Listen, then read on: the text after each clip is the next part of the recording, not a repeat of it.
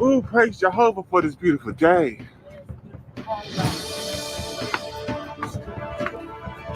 Yes, we're going to deliver the word. Praise the Lord and Jehovah. This is going to be the last house now.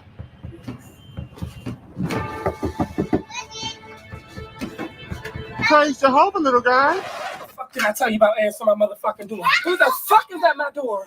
Go play at your Legos. Go play at your motherfucking Legos. What's up? Y'all selling cookies or something? We come here to give you a scripture of the Bible. A scripture of who? The Bible. What is that? Jehovah Witness. I don't, Jehovah, please let me tell you something. Please don't come to my house selling cookies. But I don't care about no magazines, no. Praise Jehovah.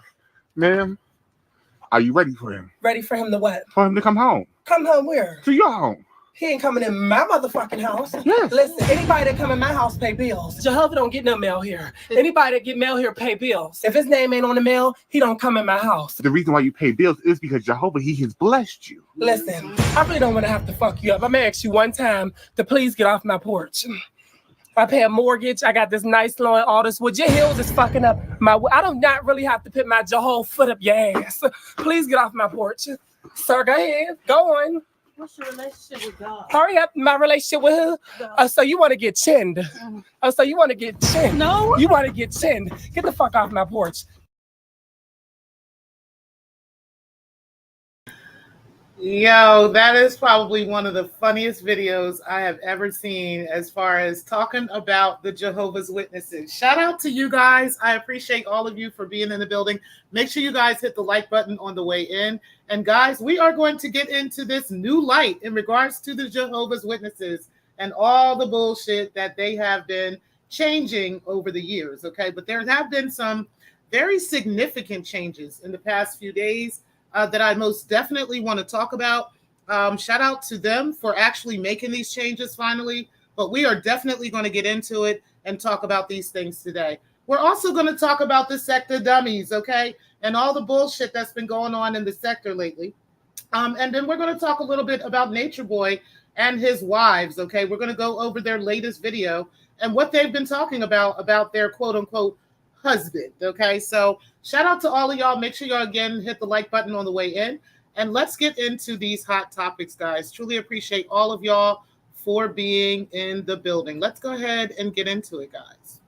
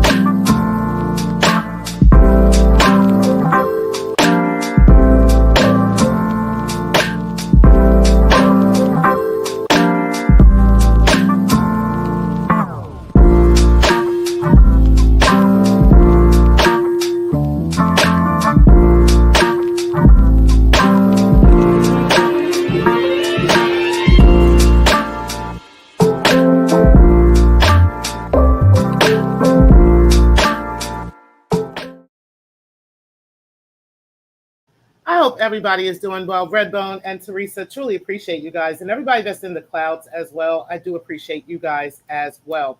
Listen, guys, I'm going to be traveling this weekend, so I won't be around in the sector when all the fun and the festivities will be going on. So I just kind of wanted to give my little commentary on what I've been seeing lately, before that. So, but I'll be back like Sunday evening, Monday, early Monday morning, probably Sunday evening, closer to that.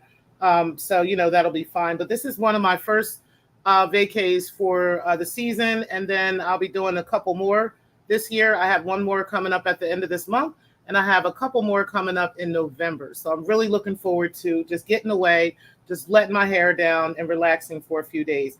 I'll let you guys know where I was at once I come back, okay? Because you know how niggas, they like to do, okay? They like to call in bomb threats and all kinds of other weird stuff, when they think that you're having a good time. So before I let anything like that happen, I'm definitely going to, of course, enjoy myself and enjoy my time.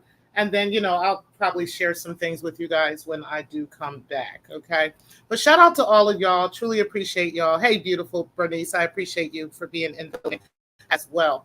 What I want to first start off with is this Jehovah's Witness stuff. Okay. Because this stuff is crazy. And that's for anybody that's been a part of the JW organization. You're very aware of the very strict rules that the Jehovah's Witnesses have had over the years, okay? So some of those things that we have seen change in the past few years is, and I know the latest one prior to these latest ones was that men can now wear beards, okay?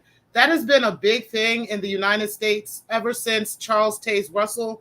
Well, actually, it wasn't him. It was the Rutherford guy that first started that trend, okay? So J.F. Rutherford started the trend of not wearing beards and all this other weird stuff, okay? So, he started that trend, and then there were some other trends that the more up-to-date governing body had started, like tight pants and stuff like that, not wearing those things and those kinds of things, right? And so recently, the organization has kind of lifted their rules on a lot of this stuff. One of the biggest things that they lifted their rules on in most recent years was the blood transfusion issue, okay? Where most Jehovah's Witnesses or ex-Jehovah's Witnesses were pretty disgruntled by that because we all have had many of family members, friends, and so forth that actually died in the name of this blood transfusion issue, okay? Many of us walked around with that blood transfusion card and so forth and so on, putting our lives at risk for this very same stuff, okay? Now, me personally, I was a child when that was happening. So, I always asked questions. I always gave pushback to my parents about, the organization, which is why I'm not a witness now, right? Why I was able to walk away from it so easily is because of stuff like that, okay? But ultimately speaking, over the years after growing up and after seeing how they carry things now, it's just ridiculously disgusting to watch how they're doing these things, okay? Knowing that they're changing these policies that they've had over the years that they've called new light from God, okay? They always call some new, doctrine that they put out as new light from Jehovah, okay? Some of those doctrines, like I said, have been the blood transfusion changes, the changes in, how you can dress and these kinds of things, even though some of these things really weren't even issues in other countries or in other places. For example, the beard thing was definitely not an issue in like the Caribbean and also like, for Puerto Rico. So for our Puerto Rican brothers and stuff, they were able to wear these kinds of things. But in the U.S., it was not going down, okay, in most places in the U.S. Nowadays, what's happening is the Watchtower has pushed the issue to allow the brothers to wear beards, okay? And the brothers are running around wearing beards, but some of their like more stark elders in the organization or in the congregation are still like trying to push some of these old narratives, right? And they're still not allowing, the brothers to wear beards and stuff until their circuit overseer comes, which if you guys knew the hierarchy of the witnesses, you would understand that there's the elders and then there's a circuit overseer and then there's a district overseer. And then before that, there's like everybody in Bethel, and then there's like the governing body. Okay, that's kind of like the hierarchy of them. Underneath of the elders is like ministerial servants, and then there's like baptized publishers, non-baptized publishers, and then it just keeps going down the rank. But ultimately speaking, that's kind of what has gone on. And some of these older elders, who are kind of like starched in their ways, right? Stuck in their ways from the past. They're still not allowing these brothers to wear these beards. But if their circuit overseer comes and, comes in, what he's going to tell them is you're acting upon your own thoughts, right? You're acting upon, your own, thinking, as opposed to, no, they're really acting upon what y'all have taught them over the years, right? They're really acting upon what you guys have been saying and have been embedding in their heads and, indoctrinating them with for many, many years, for decades, right? So now they all have to change all these things and change all this stuff, and it's making a lot of witnesses very, very much question them, okay? So there's actually 4 changes that they have recently made that I want to touch on and I want to talk about. And shout out to all the XJ Dubs. Hey, Josephine and Street Poet, appreciate you. Make a change. Appreciate you being in the building as well. Shout out to all the XJ Dubs that do watch and know what what I'm kind of talking about regarding this stuff. I definitely wanted to give you guys a treat today in regards to some of these changes. Now, some of y'all might be angry about some of these changes, right? And there's one in particular that I know kind of touched my heart. Right. And I'm going to talk about those a little bit. But the one that I think is going to touch your heart, I'm going to hold for the end. I'm going to hold for the last part. But the Watchtower is no longer using the words judicial committee. OK, so that's one of the things that's going on. Now, for those of you who don't quite understand what that means, let me explain that to you. So what generally happens with over the years for the Jehovah's Witnesses is the elders in the congregation would put together what's called a judicial committee, okay, if somebody had some wrongdoing that they did in the organization, okay? So for instance, if somebody was caught smoking a cigarette, if somebody was caught having sex with somebody outside of marriage, if somebody was caught not drinking, but getting drunk, okay? They don't care about the drinking part, but getting drunk, they have a problem with, okay? Or like appearing drunk, they have an issue with that. So if somebody was caught doing that, or if anything like that happened, the elders in the congregation would be appointed to put together what's called a judicial committee, which would consist of about 3 to 4 elders, okay? It might be more than that, depending on how big the congregation is, and also depending on how many people are being, quote unquote, tried in the story, okay? So, hey, Ray, appreciate you being in the building. So, so they would put together this group of like 3 or 4 elders in the organization, and they would go back and they would kind of judge this person's behavior based off of what this person was doing. So they would have a full-on meeting with this person. They would have a prayer. Then they would sit down and they would show you like certain scriptural policies. And usually it wouldn't deal with the actual Bible itself. It would go into their own literature. It would go into, hey, Carrie Ann, appreciate you being in the building. It would go into like their own literature and their own written policies, okay? And those things they would use to establish either some kind of disciplinary action for you, or, to whether or not you're actually removed from the organization, okay? Some of the things that would get you removed completely from the organization is just blatant disrespect of them, or blatant disrespect of their thoughts, okay? Or blatant disrespect of the doctrine, okay? So if you don't have uniform thinking along with the JWs of what they believe and what they think, that is automatic grounds to have you removed from the organization.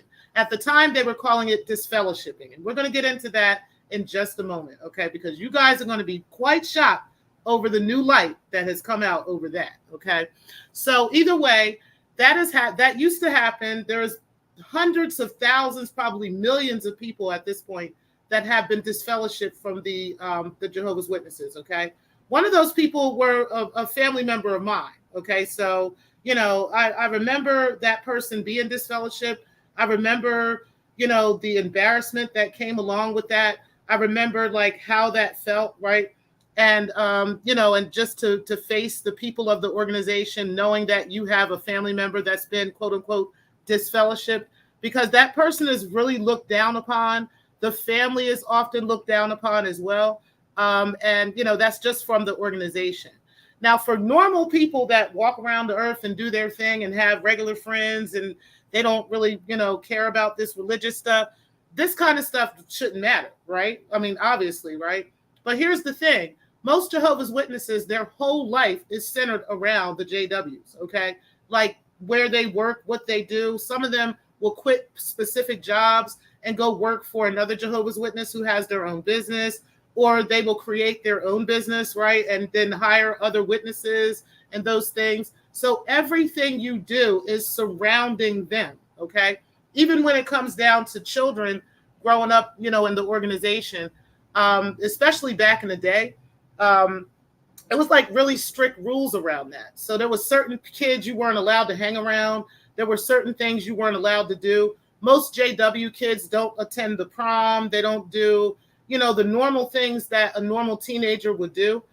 They don't do the normal things that children would do at any given time. These are things that the JWs don't have privilege to. Okay. So yeah, it would be, really, really heart-wrenching if you're thrown out of an organization that all your life has this has been your life, your entire life. Okay. Many people are born into the organization, as I was, right? So, it's more difficult to get away from those thought patterns and those thought processes if you were born in, because it's usually generations of people before you that were in this organization. Okay. So it really does change the dynamic of how things go, if you're thrown out of the organization. Okay. So with that being said, the Watchtower, based off of the many lawsuits that they have received since about, I would say roughly about 2010, 2011 to now, they have received a multitude of lawsuits behind some of these policies. And one of those policies is the Judicial Committee. Okay. The fact that they have these mere men in the state of New York who make up these decisions about how the entire organization works across the world, and they've got these men, in these congregations in multiple spaces that are making decisions over people's lives, even people that are children. Okay. Children have been disfellowshipped from this organization, guys. Okay. Yeah. Okay. And keep in mind that that's after their parents have indoctrinated them, after their parents have put them, in positions where they can't, they have like awkward relationships with other children because, they just don't really know how to interact with the world. They don't really know how to interact with children, right? They don't know how to interact with their peers because they've been kind of isolated from these people all of their life. Okay. So with that kind of thing, this could be very detrimental to especially a child, but anybody's psyche. Okay. It could be completely detrimental to somebody to experience something like that. So ultimately speaking, they decided to get rid of the Judicial Committee altogether. Okay. So now you probably got questions about, well, how are they going to be handling things now, right? Like, what are they going to do?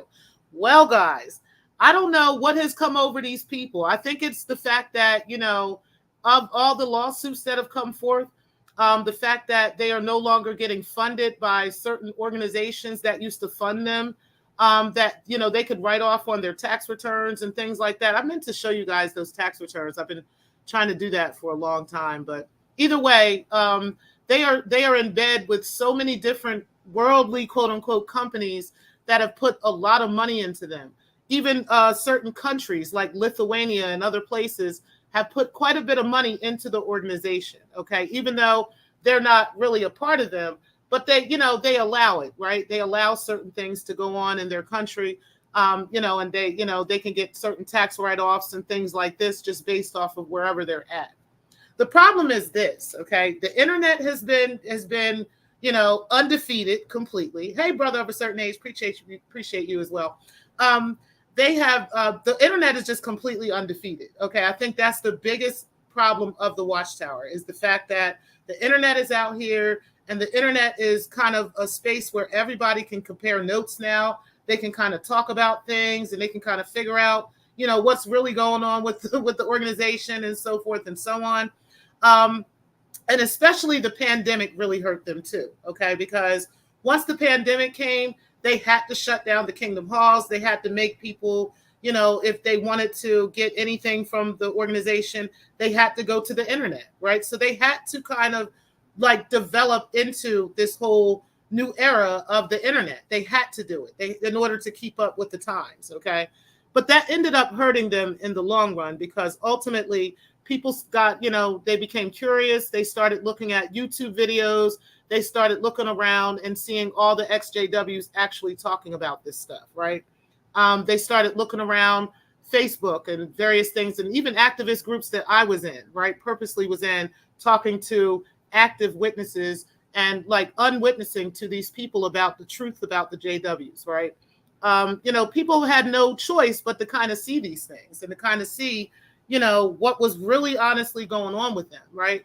And so I believe that had a lot to do with why they wanted to change this whole idea of we don't have such things as judicial committees. We don't, we're going to have to they had to get rid of certain words, okay? Because the words that they were using were contradicting what they were telling them in court, okay? So what they were telling them in court while they were being sued left and right is that, they're this organization of Christians who kind of set themselves aside from other Christians, they call it Christendom, set themselves aside from other churches and other religious organizations. But then they wanted to use certain words such as clergy, right? And things along those lines. Because, hey, Conscious Energy, hey, Samro, appreciate, and Nova Real Show, appreciate you being in the building. Nova Real Show, that is a really nice she shed that you made for your wife. I know that's a side note, but that is really, really nice. I really like that. I really enjoyed seeing that. And I had thought about creating something like that myself in my own backyard, but shout out to you because it easily can be done. But I really like watching how the progress through that, putting up the installation and everything, and then the final product. That is so cool. So shout out to y'all for getting that project done. But anyway, let's get back into this whole thing. So ultimately speaking, they had to get rid of certain wording and stuff like this because it was causing them problems in court. Okay, it was really causing them to lose a lot of these cases. For instance, they had a case in Australia called the Australian Royal Commission back in 2015. Okay, there is where basically the Australian Royal Commission came up with and decided to try the governing body of the Jehovah's Witnesses because they were just sick of all this child sex abuse that was coming out and all these crazy things that were coming out in regards to them. Okay, so when they tried them, the governing body were using words like, we can, we get this information, but we don't tell, the public, we don't call the police, we don't call law enforcement about these child sex abuse cases because we consider ourselves under the clergyman type thing, right? Like where, if you come and confess a sin to, your priest, right? Your local Catholic priest, that local Catholic priest is not held to the same standards that like a mandated reporter would be held to, okay? So a Catholic priest can hold those kinds of secrets, okay? And they can use those secrets under the guise of, hey, I'm a clergyman, okay? So the Jehovah's Witnesses were trying so hard to use that same thing, and it only worked one time. It didn't work with the Australian Royal Commission, but it definitely did work in the state of Montana, okay? So there wasn't, they were sued by a lady in the state of Montana. I'm not going to say her name, but you guys can go and take a look. You can find it yourself. But either way, they were sued by a woman who was terribly abused as a child in the state of Montana. And she sued the organization and she lost. At first she won, okay? Where they had offered her like, it was millions of dollars that they had awarded her. But then the Watchtower took it all the way to the Supreme Court, the Montana Supreme Court. The Montana Supreme Court ended up throwing out the case because of this clergyman thing that they were trying to use, okay? Where they were trying to, hey, Steph, appreciate you being in the building. You said if they were spilling the beans about other sins, though. Right, now we'll get into that because that's what I want to get into in just a second. This is what fucked them up in Australia, okay? But in Montana, they were able to maintain that. And Montana threw out the case because they were able to use this whole clergyman loophole, okay? And saying that, hey, they didn't have to tell anybody. The only person that should be responsible is the elder that was abusing her, right? Or the person that was abusing her. They are the only ones that should be responsible because we are the clergy and we don't have to, we don't have to release information like this. Here is where they fucked up when they said that, okay? So, yeah, the Montana, they took it on the chin, and the lady ended up settling in some other way. Like later on after that, it was a long, drawn-out battle. It was a good 10-year battle that she went through with them over that. But ultimately, she did settle out of court, and that is all over the place. You guys can take a look at that and find that news. But either way, where they fucked up is with that because the Australian Royal Commission was like, well, wait a minute. say when a priest, a Catholic priest says, that they're using this, clergyman loophole, what the Watchtower doesn't do is wait for you to come to them, okay? Because that's what happens in the Catholic Church. Somebody goes to the priest and tells the priest about their sins. They come and confess their sins to you, okay? Nobody is making you come to a meeting. Nobody's forcing you into a judicial hearing. Nobody's forcing you into a conversation. You are going into that conversation voluntarily as the sinner, okay, in the Catholic situation. But as with the Watchtower, no, they find out about it. When they hear about it, they put together a judicial committee and they force you into the meeting with them. And they also force any witnesses into that meeting as well, okay? So that is the biggest difference. The problem with that as well is most of the time in these cases, there was only one witness, which was a child who was, a victim of this S abuse, okay? So in that case, they would also force this child into this conversation and force this child to face their abuser and force this child to confess what happened to this child in front of their abuser, while their abuser has the chance to cross-examine them, while the abuser has the chance to, berate them with a bunch of they're lying, prove it, and all this other stuff. All these things were going on. And I'm talking about children that are 10 years old, 11 years old. They didn't care how old the child was. The child could be 5, okay? If that child said that you touched me, and then they went to they went to their parents, and their parents went to the elders about it, as opposed to going to the police, they would go to the elders about it, right? If the elders hear about this, they would put together a judicial committee of men, right? Men, and some of these men had the same thought processes as the abuser themselves, right? Some of these men were actually friends of the abuser. All kinds of stuff was going on, okay? And then they would bring the child in. They would, without their parents, by the way, they would bring this child into the conversation. They would bring the abuser, and these 3 men and the abuser would face this child, and this child would have to explain what happened to them, okay? They would literally cross-examine this child as if they were in court, as if it was like that. It was really, really bad, okay? So over the years, and as children grew up and as the internet got bigger and people started talking to each other, these folks started suing the Watchtower, okay? They literally started coming after the Watchtower for these things. The Montana situation happened, but when that Australian situation hit, it was over for them, okay? They were not tolerating anything like that. They started ripping licenses from them. They stopped allowing them to file certain taxes within the country. It was like a big hit on the organization when that happened, okay? So, hey, Sherwoody, appreciate you being in the building. So ultimately speaking, they had to start changing certain words in the organization. So one of the things that they changed was the judicial committee. They kind of completely did away with that now. There is no such thing now, according to the Jehovah's Witnesses, as a judicial committee, okay? They don't have anything like that. Nobody's coming up judging anybody for their quote-unquote sins. They're not bringing you into the back room to have a conversation with you about your sins or any of these things anymore. Now they are leaving if there was a crime such as like that, they are literally leaving it up to the parents to go, which is something that should have been from day one, right? Like it should have been a day one thing. A lot of people, who are newer to the organization are like, well, I'm going to call the police anyway. You know what I mean? It doesn't matter. But older people will tell you that they would have not called the cops, okay? Had they found out about something like this when their child was a kid, they would have trusted the organization. They would have went through the organization. They would have went to the elders. They would have went to the governing body, whatever they would have did, but they would not have went to the police, okay? Some of these people from older times who went through these kinds of things, it actually took family members who weren't Jehovah's Witnesses to find out what happened to them and then contact authorities. And that's how the authorities ended up getting involved in a lot of these situations, okay? Because it was somebody who wasn't a witness who actually told on them, okay? So that's kind of the things that started happening with that.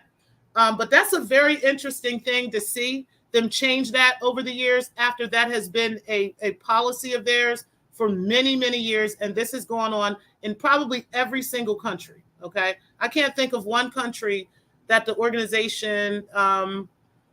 organization is in, where they didn't have judicial committees and they didn't have like uniform, this behavior was uniform all the way across the board. And then they would send this information, like if the person was disfellowship, if the person was quote unquote reproved, which is where they like slap you on the wrist for it, but you can still remain, part of the organization. Or if the person it was dismissed, they would send whatever the outcome was to New York, to the Watchtower Bible and Tract Society there, and they would keep this sealed in a database, okay? So they had hundreds of thousands of, if not millions, of actual child sexual predators in this database, and to this day, they still hold that database, and they still will not release that database, and they are paying money every single day to the U.S. government and to other governments because of this database and because they will not release it, okay? They've gotten fined for it, basically. So they had a certain amount of time to release it. They didn't do it. This was every bit of 8 or 9 years ago now, and they never did it. And so they're paying a fine every single day. And because of this, their money is dwindling, okay? Because of, paying these fines and because of paying these actual lawsuits that they're losing over these child sex abuse crimes and over these disfellowshipping crimes, they are literally losing money like water. Like it's like water running out of a faucet, okay? And there's no replenishment of this money. So they had to find ways to either straighten up or get the fuck up off the pot, okay? And that's basically what's going on with them. So the biggest thing that recently came out was Norway decided to pull funding from them, decided to pull the plug on them, because they basically wanted to know what was going on with these children coming to these judicial committee meetings, okay? So now, and being disfellowship from the organization and all this other stuff, right? So now they decided they're no longer going to allow that to happen. If you're 18 and under, they can no longer meet with you without a parent being present, which should have been going on to begin with. I know, but this is new light that they've gotten from Jehovah, okay? That, now that they can have these children, there with their parents. And it also is up to the parent whether or not the parent wants the child to meet with the elders or not, okay? So if there was, something that they want to discuss with the elders, not only does the parent now have the opportunity to go to the police about these kinds of things, but they also can decide whether this child even partakes in any kind of judicial hearing or any kind of hearing with the elders, so they can figure out whether they want to get rid of this person or not, right, out of the organization, this abuser out of the organization. So shout out to them, I guess, for, finally coming to new light on this stuff. But again, these are only policies that they're changing because their pockets are literally being drained, okay, left and right. They have to change these policies because, again, people are leaving, people are suing them, and, they can't keep up with what they've been doing, in the past, 100 years, because literally, they can't afford it. Okay. Basically. The next thing that they are doing is with the cart witnessing, right? Which I find funny. Now, I knew that they were preaching from these carts, and every so often I see them where if I go to like the store, I go to Wawa or something, they'll be standing there with their little jw.org cart. And they're not like they used to be. So like when I was growing up and I had to go door to door with my parents sometimes, we actually had to be like assertive in speaking to people. I actually contribute a lot of my assertiveness and how I'm so able and so easily able to just open up and start a conversation with someone from those periods of time, right? Because those are kind of things that I did even as a little kid, okay? I was giving little talks to the congregation at 9 years old, right? So I remember doing these kinds of things. I remember having, these types of conversations and just opening up a conversation with, adults and so forth at a very young age, because this is something that we had to do. We had to kind of sell what we were teaching. Okay. We had to sell them what we were really preaching. So I really had to like show them things, give them examples, show them how this works, how that works. And this is kind of how I got this from, right? So nowadays, the witnesses don't have to do all that shit no more. Okay. Like they don't even got to go door to door no more. They ain't even got to come around no more, okay, or none of that stuff, okay? The only thing they got to do is stand on somebody's corner, stand somewhere, and just stand there with a cart. And if you want to talk to them about anything, they no longer get into engaging conversations with you regarding this stuff, okay? Now they want you to just go to jw.org, so they send you directly to the website. You can go to the website, whatever question you have, if it's, you know, if it's in the realms of, you know, like a search engine search, you can go ahead and search in their search engine and find whatever the topic is and just read it right from the website. And that's your answer. Okay. There's no thought into it anymore. There's no enthusiasm to it no more. You ain't got to get all snazzy no more with your speech or nothing. Okay. I'm like, what? This is crazy. Okay. But yeah, that is a big change for the organization because now, you know, this is kind of what it is.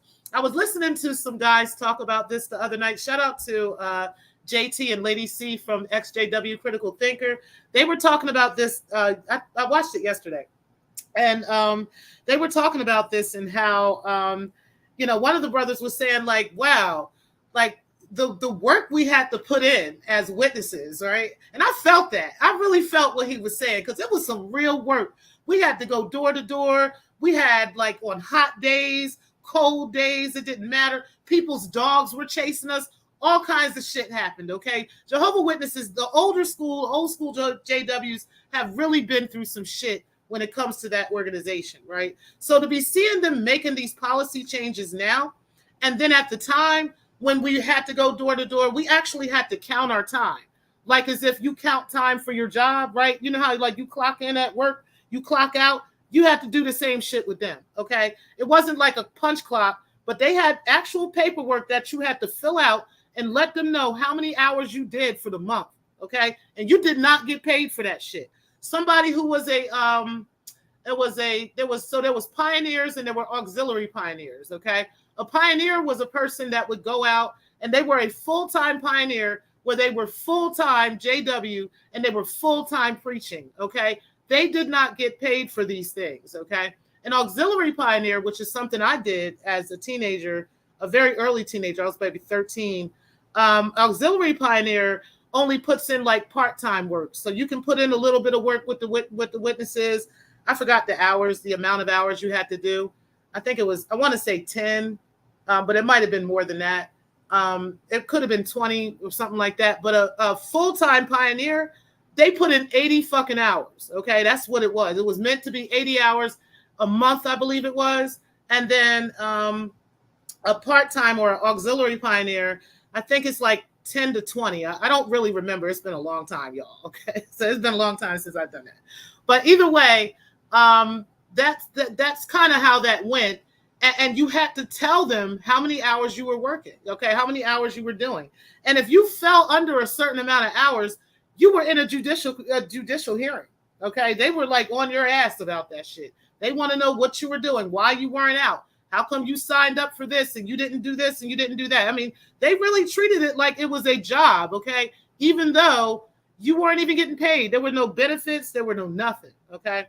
So for those people who have been through those days with the organization, this is a slap in the face, okay? Like for them to be like, you ain't got to do all that no more, you know, and all this stuff, because at the time, this was the new light that Jehovah had given them, right? And that this was what people were supposed to be doing. And this is what God is saying, right? And then suddenly God is changing his mind, right? Like what is going on here? Now God done changed his mind. We no longer have to do all that. Well, what about all the millions of witnesses that put in all that work for y'all all those years? And the only one that benefited was y'all. Y'all the only ones that benefited from these people doing that, because while the people were doing this and all these hours that were being volunteered, right, for the organization, for this organization, they were able to get tax write-offs for every single publisher, okay? When I say publisher, I'm talking about the pioneers, I'm talking about the auxiliary pioneers,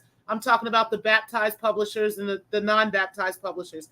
Every single person that counted their hours and put their hours in, those hours were put in for a reason. It was because the Watchtower was literally writing off taxes on these people every fucking year, Okay, so yes, for all those years and all that money that they made over all the people that they had going door to door, facing the elements, facing animals, all kinds of crazy stuff. Now all of a sudden you ain't got to do that. Now Jehovah's like, yeah, my bad. My bad. I'm sorry y'all had to go through that. I'm sorry you kids have to miss Saturday morning cartoons. I'm sorry that y'all had to, go through all this stuff. But yeah, we got a new light. Y'all ain't got to do that no more. If you want to, you can just stand on the corner and just, send them to the website. Okay, it's that easy. So I found that crazy, okay? And I have to say, that shit did touch my heart a little bit, right? Because I was there. I've been in that situation.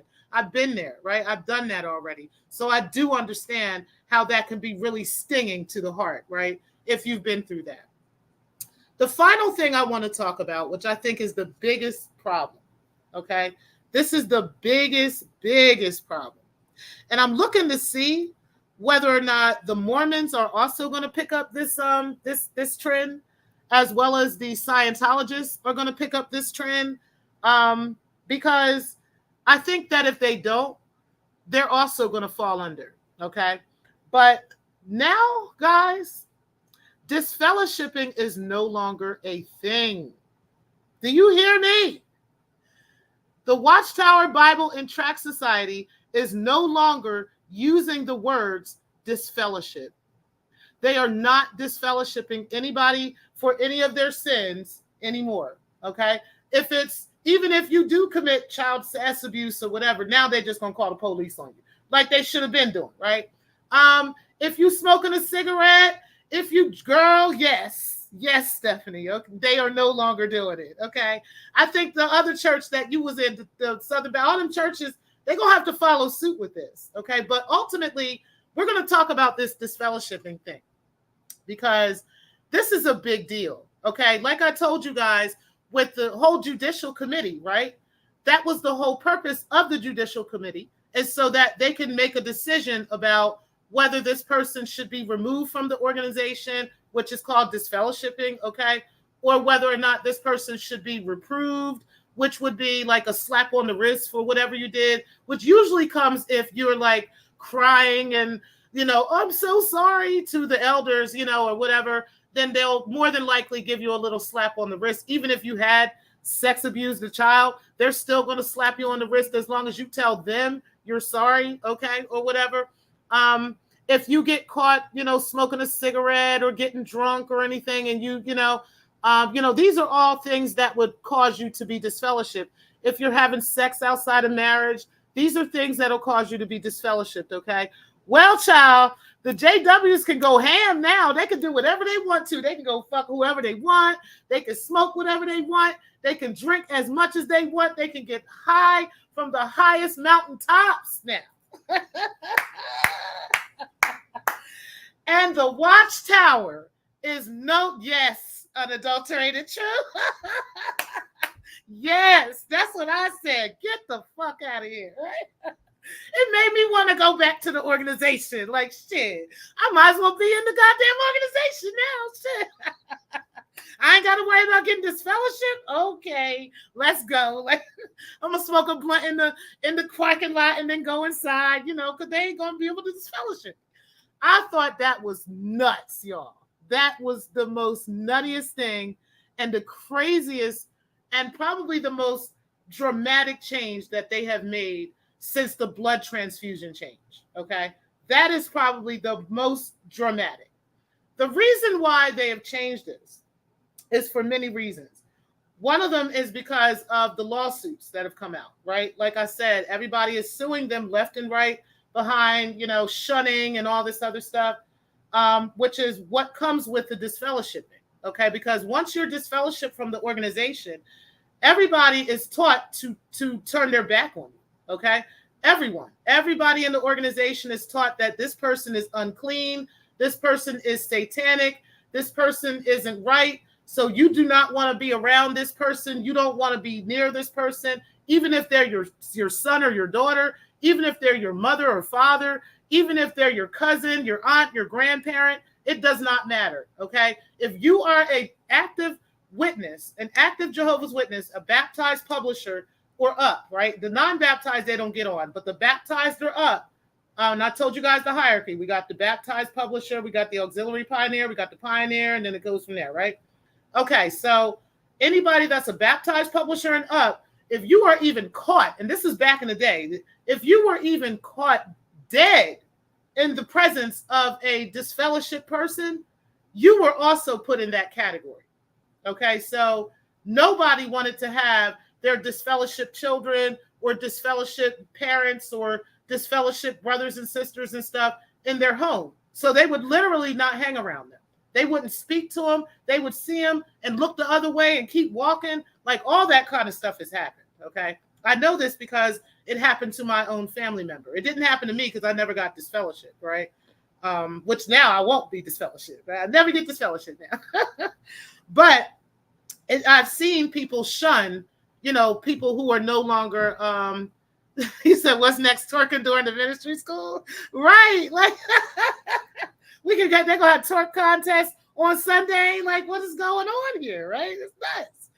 But yeah, so ultimately that's the problem, right? They would shun these people. And a lot of these people, because this was their entire life, some of these people committed suicide. Some of these people went through like really real mental issues behind being disfellowshipped from the organization. And they successfully sued the Watchtower over those shunning policies and so forth and so on. The Watchtower had so many of those videos that they were playing at the conventions and stuff like this, that people like myself, like Lloyd Evans, like the XJW Critical Thinker. There's so many people that have been activists with this, okay, that have been playing these videos all over the place, putting these videos out. I had another YouTube channel at one time, which is the Miss T Pre channel, which I don't have those videos up anymore. But on that channel, I used to play a lot of the Watchtower doctrine and just play that stuff and show people what people were really doing, right? What they really meant and what they were really doing behind the scenes. You know, and I openly talked about a lot of that stuff. I took all that stuff down now, but either way, I did have a lot of that stuff that I played. Okay. I used to go into Facebook and do activism over there. There were a lot of people that were doing that as well. And it was because of people like us that were chipping away at this stuff, right? And that were kind of showing what they were really doing, showing that, yes, they do believe in shunning. They tell you that they shun people, that like all of this stuff. They had to change these policies, okay? So shout out to all the XJW community for putting in that work, because we put that work in on the Watchtower, okay? We put that work in on them that made them change real policies like this that were really hurting, you know, humanity, that were really hurting people, okay? But the disfellowshipping thing, you know, it comes as a bittersweet, right? Because again, there were many, many people that left the organization as a disfellowship individual. Some of them were disfellowship because they spoke against a person that sexually abused them. Okay, these were children I'm talking about, even adults, right? They were disfellowship from the organization because they spoke up about an elder, or they spoke up about somebody in the organization that they wanted to protect, that the organization wanted to protect. And they would get disfellowship for talking about their sex abuse. They would get disfellowship for talking about, you know, being physically abused by their parent or physically abused by their husband or something along those lines. So they were disfellowship for no reason, okay?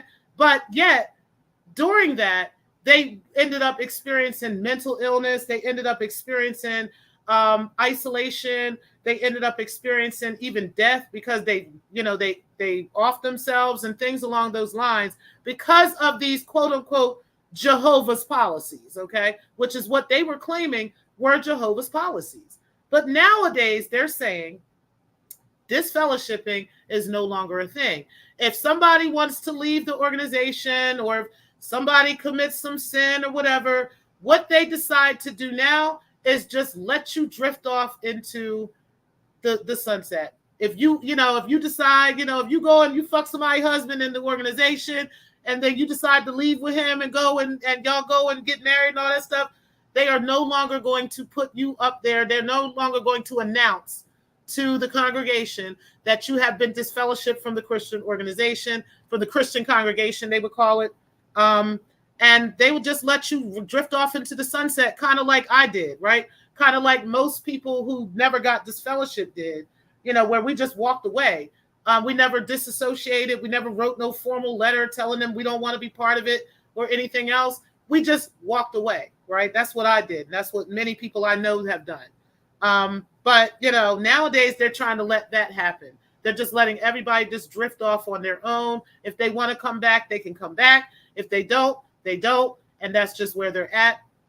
And they're saying that they don't have any scriptural reasons to do these things. And that is the reason why they're making these changes. But really, it's not even just because they don't have any scriptural reasons, but it's also because they don't want to get sued anymore. They're tired of being sued. They're tired of their money being drained. They're tired of not having no money, okay? And they need to get their numbers up. Yeah, Steph, like you're saying, they need to get their numbers up, right? They need to get people, you know, back interested in actually being a part of this thing, right? Which most people like myself, even with all these changes and policy changes, the fact that we know that they lying, right? The fact that we know that they on some bullshit and that policies with them will change depending on who's in the organization, depending on who's part of the governing body, you know, at the time. You know, we know it's not the truth. And it's funny because while they're doing this, right, the thing about the disfellowshipping, the not disfellowshipping, when, you know, this is stuff that they would point out about the actual churches, right? That the churches didn't disfellowship you if you sinned, right? That the churches, you know, that they, you know, that whatever policies that they had, like, you know, the disfellowshipping thing, you know, having the judicial committees and all these other things, they would always like point to the churches and say, see, this is the differences between us and them, right? So we have this, and they don't do that. And that's why the Catholic Church is just running rampant with all these sex abusers. Little did we know that the JW organization was also running rampant with sex abusers, right? We just didn't know it because we didn't have the internet to be able to compare this across the seas, right? And compare this throughout the countries and to different congregations throughout the country, right? And things like this. So, you know, they just didn't have those things to be able to compare. And so that's why they were able to kind of get away with all this stuff for so long. They were able to point at the Catholic Church and say, well, you know, that's the differences between them and us. You know what I mean? They would also do stuff like, you know, like say stuff like, oh, you know, the churches, all they do is televangelize, right? So they have the churches that get on TV and they're begging for money on TV. You know what I'm saying? Or they're, you know, they're on the internet begging for money. We don't do that as Jehovah's Witnesses. We are very different. You know, we do this and we do that. And now they're doing every single thing that they used to point at the churches and say that the churches were doing. So they're no different than any other organized religion. And that's just that. Okay. Like the more that they talk, the more that they change stuff, the more that they try to make things what it wasn't, you know what I'm saying? And all this other stuff, the worse it gets for them. And, you know, and that's unfortunate for them. And what I have to say about that, like, you know, I don't necessarily judge people that are still part of the organization. My dad is still a witness. There's plenty of family members of mine that are still witnesses, right? If that's what they want to do, whatever, right? But what you're not going to do is play in my face and tell me that you don't see these differences like we do, okay? Like you don't see, you know, that there's obviously something very, very wrong with the fact that they would make very stark changes like this. And these are changes that actually affected present day Jehovah Witness families, right? Like present day families. I'm talking about just last year, people were getting disfellowshipped, right? Just last year, just last month, people were being disfellowshipped, right? And now all of a sudden, nobody's getting disfellowshipped anymore. Of course, that's going to make you look sideways at them, right? Like, what are you talking about? It was bad enough that you're now saying that we can take blood, you know, after we let our children die, right? After we let all these people die from not getting a blood transfusion, after we let our children be taken from us by the state because the state decided they were going to take over and they were going to force this child to get this blood transfusion that was needed medically for the child. So they took the child from the parents, right? So after that, now you decide to change this and say that God is telling you that this has changed. Like, it's nuts what's going on with them guys. But that is unfortunate. And that is a thing now. And yeah, those are the 4 things that I wanted to discuss in regards to these changes that have taken place. So there's no judicial committees. There's no disfellowshipping anymore. No disassociating. You don't have to do any of that anymore. No preaching door to door anymore. And also, little children can no longer be interviewed by the elders or anything like that without the parents' permission. And the parents are able to go right to the authorities in regards to any child sex abuse or anything else that has gone on. Just nuts, guys.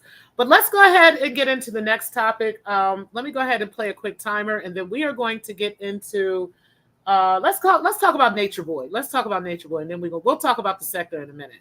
But I do want to talk about Nature Boy. So let's go ahead and play a quick timer, guys, and then we are going to get right into that.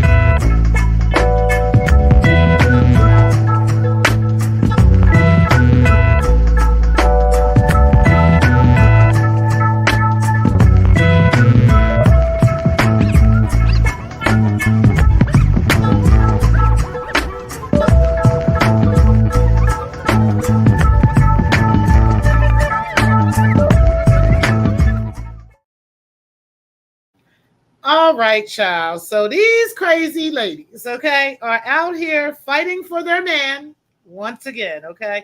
I'm going to play a video that Sweet Ma for Life played. Shout out to her. She definitely played. A couple other people were talking about it. I know Max V was talking about it and a couple other people. But apparently Nature Boy was stabbed in prison, okay? He has been moved to Macon State Penitentiary there in Georgia, down there near Macon, I guess it is. And yeah, he's been moved over there from the place that he was in. And now he got into some fight, like within 24 to 48 hours of being there. And he got stabbed up. It was like four people had hopped on him, 4 or 5 people had hopped on him, and they stabbed his ass. Okay. So, I mean, you know, I don't like to see nothing happen to nobody, but I really don't feel sorry for this dude at all. Okay. I'm not going to hold you. Just all the crap that he put these people through, how these women are still indoctrinated by his bullshit, how they look crazy as hell, trying to defend him and all kinds of stuff. You know, I don't feel sorry for him. I honestly don't. You know, maybe, you know, I need to soften my heart or whatever. But yeah, I really don't feel sorry for him when it comes to this. Okay. I can't say that what I was listening to these women say, I can't say that I disagree with some of the points that they were making. I just don't think that it applies to him. Okay. And y'all be the judge. Y'all let me know what y'all think. But we are definitely going to share my screen now. And we're going to look at this video because this guy's crazy. And these girls are crazy for defending him. Make sure y'all hit the like button on the way in, guys. Appreciate y'all being in the building. But let's go ahead and listen into what Nature Boy's wives had to say in regards to him. Y'all know it's about that time. I'm waiting for people to come in. Come in the room. Peace to the gods. Peace to the gods. We got a few things on our heart right now that we about to speak about. Yeah. Yeah. So shed a light. Shed a lie. Shed a lie. A lot going on right now. It's a lot going on. A lot of stuff, a lot of things.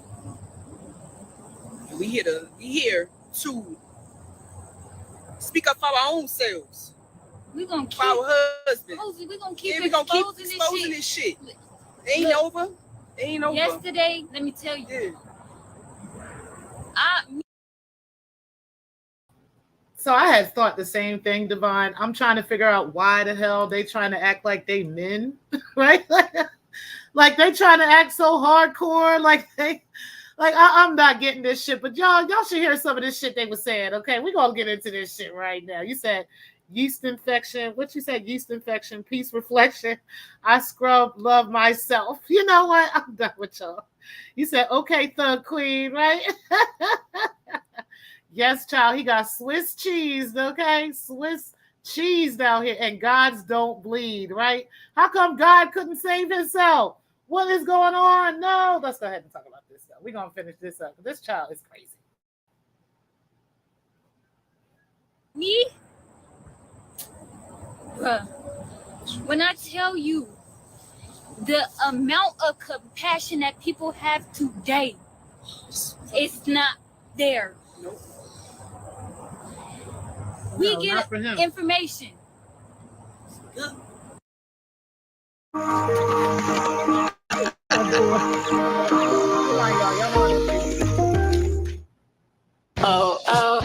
Ozempic.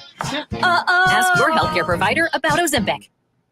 All right, we back on. That we can't keep silent. Right. Our husband has been through everything. Yeah. Costa Rica. Yeah. Mexico, Panama. Everywhere. Georgia. And he turned that camera on and he tell you, he let you know exactly what. You know, I want to say this as we're getting into this. If these women, because all of these women are mothers, except Zoka, which is the one, I think Efaru too. I think she doesn't have a child, but I know that Malia has a daughter, and this one has a son. The one that's talking right now, she got a son. If they would fight for their kids as hard as they fight for this man, like they have literally abandoned their children. None of them have anything to do with their kids or their families or anything.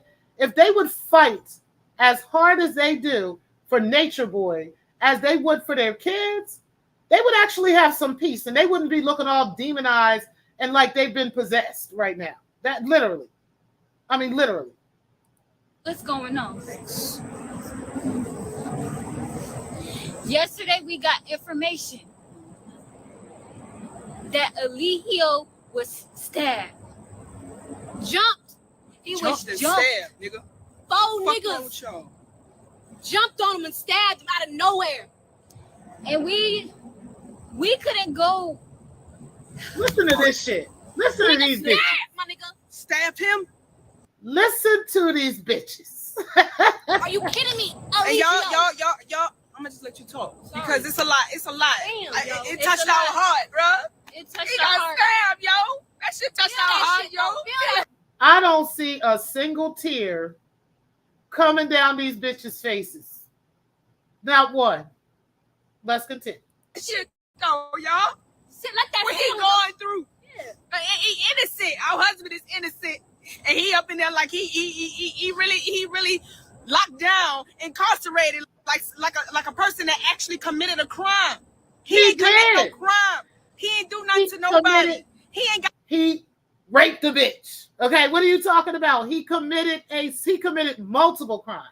They just happened to get him on the R word.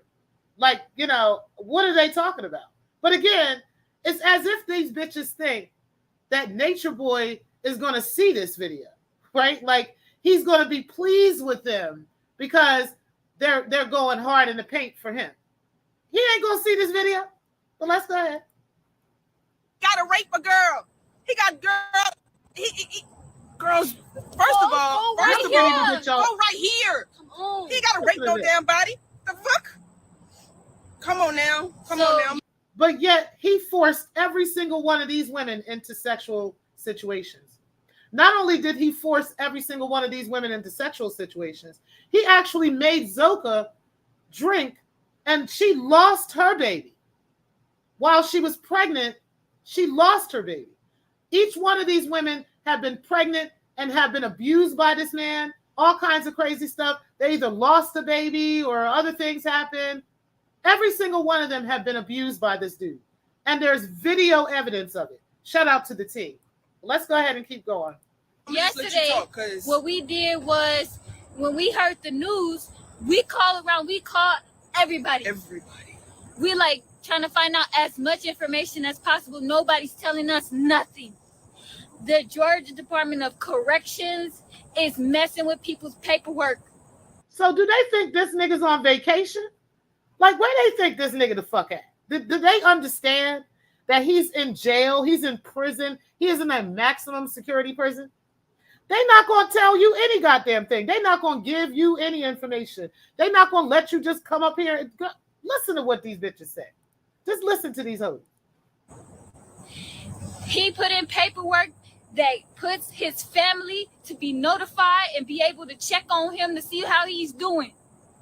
They saying to us that he didn't put no paperwork in when I know he did. He put paperwork in. So now nobody can call and check on him to see how he's doing. This is a life-threatening. So yes, Stephanie, they actually compared him in this situation to the Manson trial, right? They compared his wives, Manson's quote unquote wives, right, to Nature Boy's wives. And this is like all the reason why they sentenced him how long that they did, right? They put him away for life the way that they did because of these women, like literally. They are the reason why he's in there and doing as much time as he is. Because there's plenty of people that get out on the R-word charges in 10 to 15, 20 years, right? But on him, they gave him life without the possibility of parole. And it's because of the hold that he had on these women's brains, on these people's minds. That's exactly why they had him in jail as long as they did. So it's unfortunate, but you know, it is what it is. I don't feel sorry for him at all. And I really don't feel sorry for them, like at this point, you know, but let's go ahead and let them keep going. In a situation, and I don't care how you view somebody, right, where your heart at. Right. Exactly. How is everybody talking about this and smiling and writing stupid ass comments, celebrating the fact that what he going through ain't something that everybody going through. Everybody going through this shit.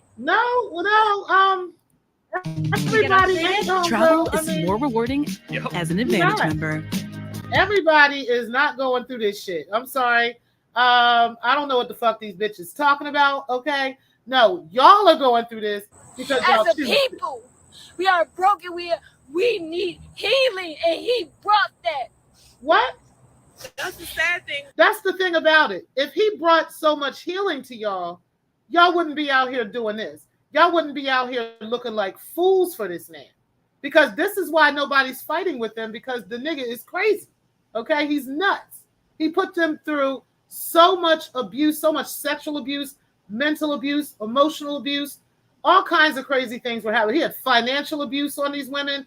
It was so many things that he did to them that, you know, nobody in their right mind would sit up and think any of this is normal. Nobody. It's just sad. You said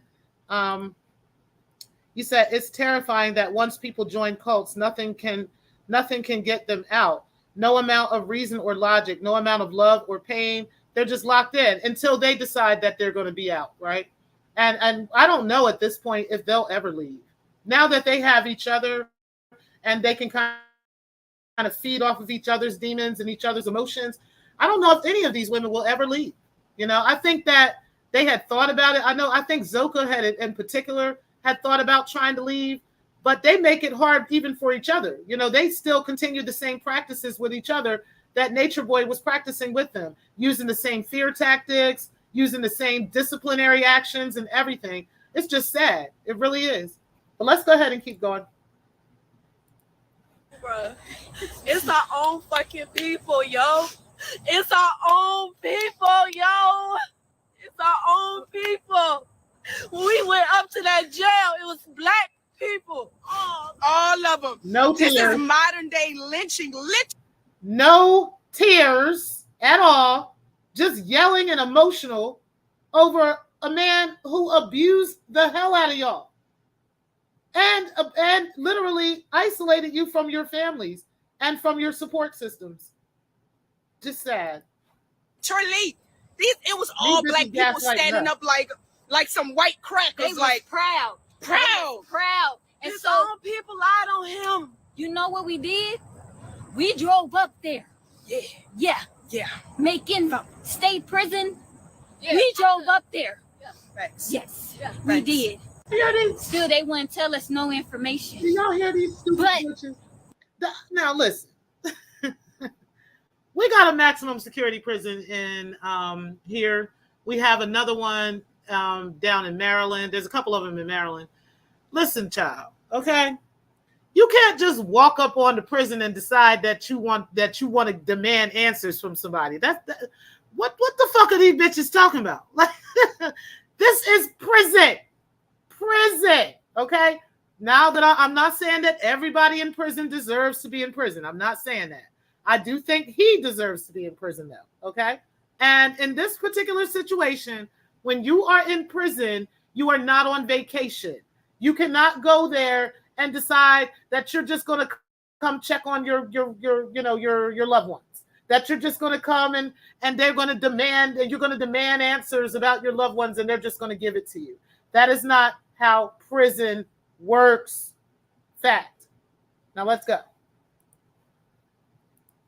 We did make a scene up there. Yep. So when we made the scene up there and we drove off, we pulled over at a gas station. It's country out there. It's a country. Mm-hmm. It's nothing out there but barbed wire. You could tell it's plantations everywhere. You could see it everywhere. Miles and miles. You could see it in the spirit of the people. Spirit there. Yeah. Listen. And so we at the gas station, we sitting there because we like, yo, what do we do? What are we gonna do? What are we gonna do? Who we gonna talk to? Right? Who we gonna talk to and figure out how we can see our husband?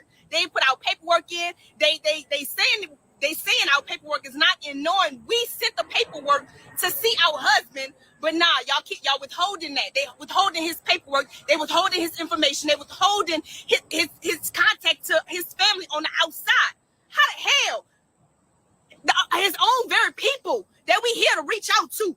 Y'all ain't helping us. Y'all ain't there for us. Now I want to say something about that, because I have a theory about that. I do have a kind of a theory about that.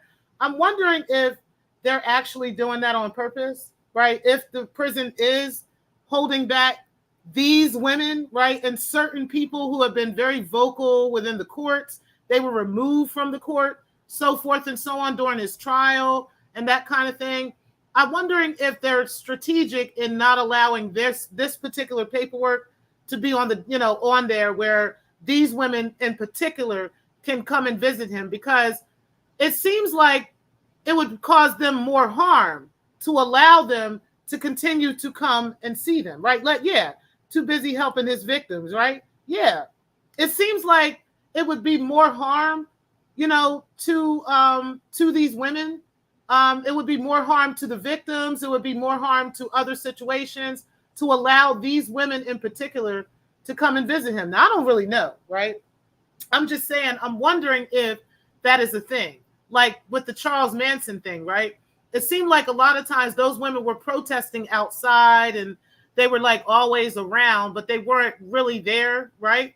And I'm wondering if that is the reason that they're doing that. Like they're trying to hold them from being able to get further instructions from this man on, things that he can do, or things that they can do to harm other people that have got him there, right? Like they're still out in society. So, they might come up, like if he gives them instructions to go after Janae Alexander, for instance, the one who accused him of the R word, right?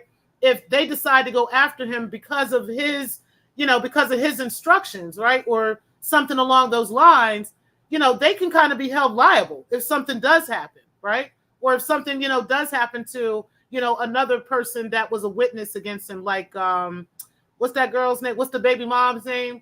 Y'all know who I'm talking about, whoever his baby mom name is, right?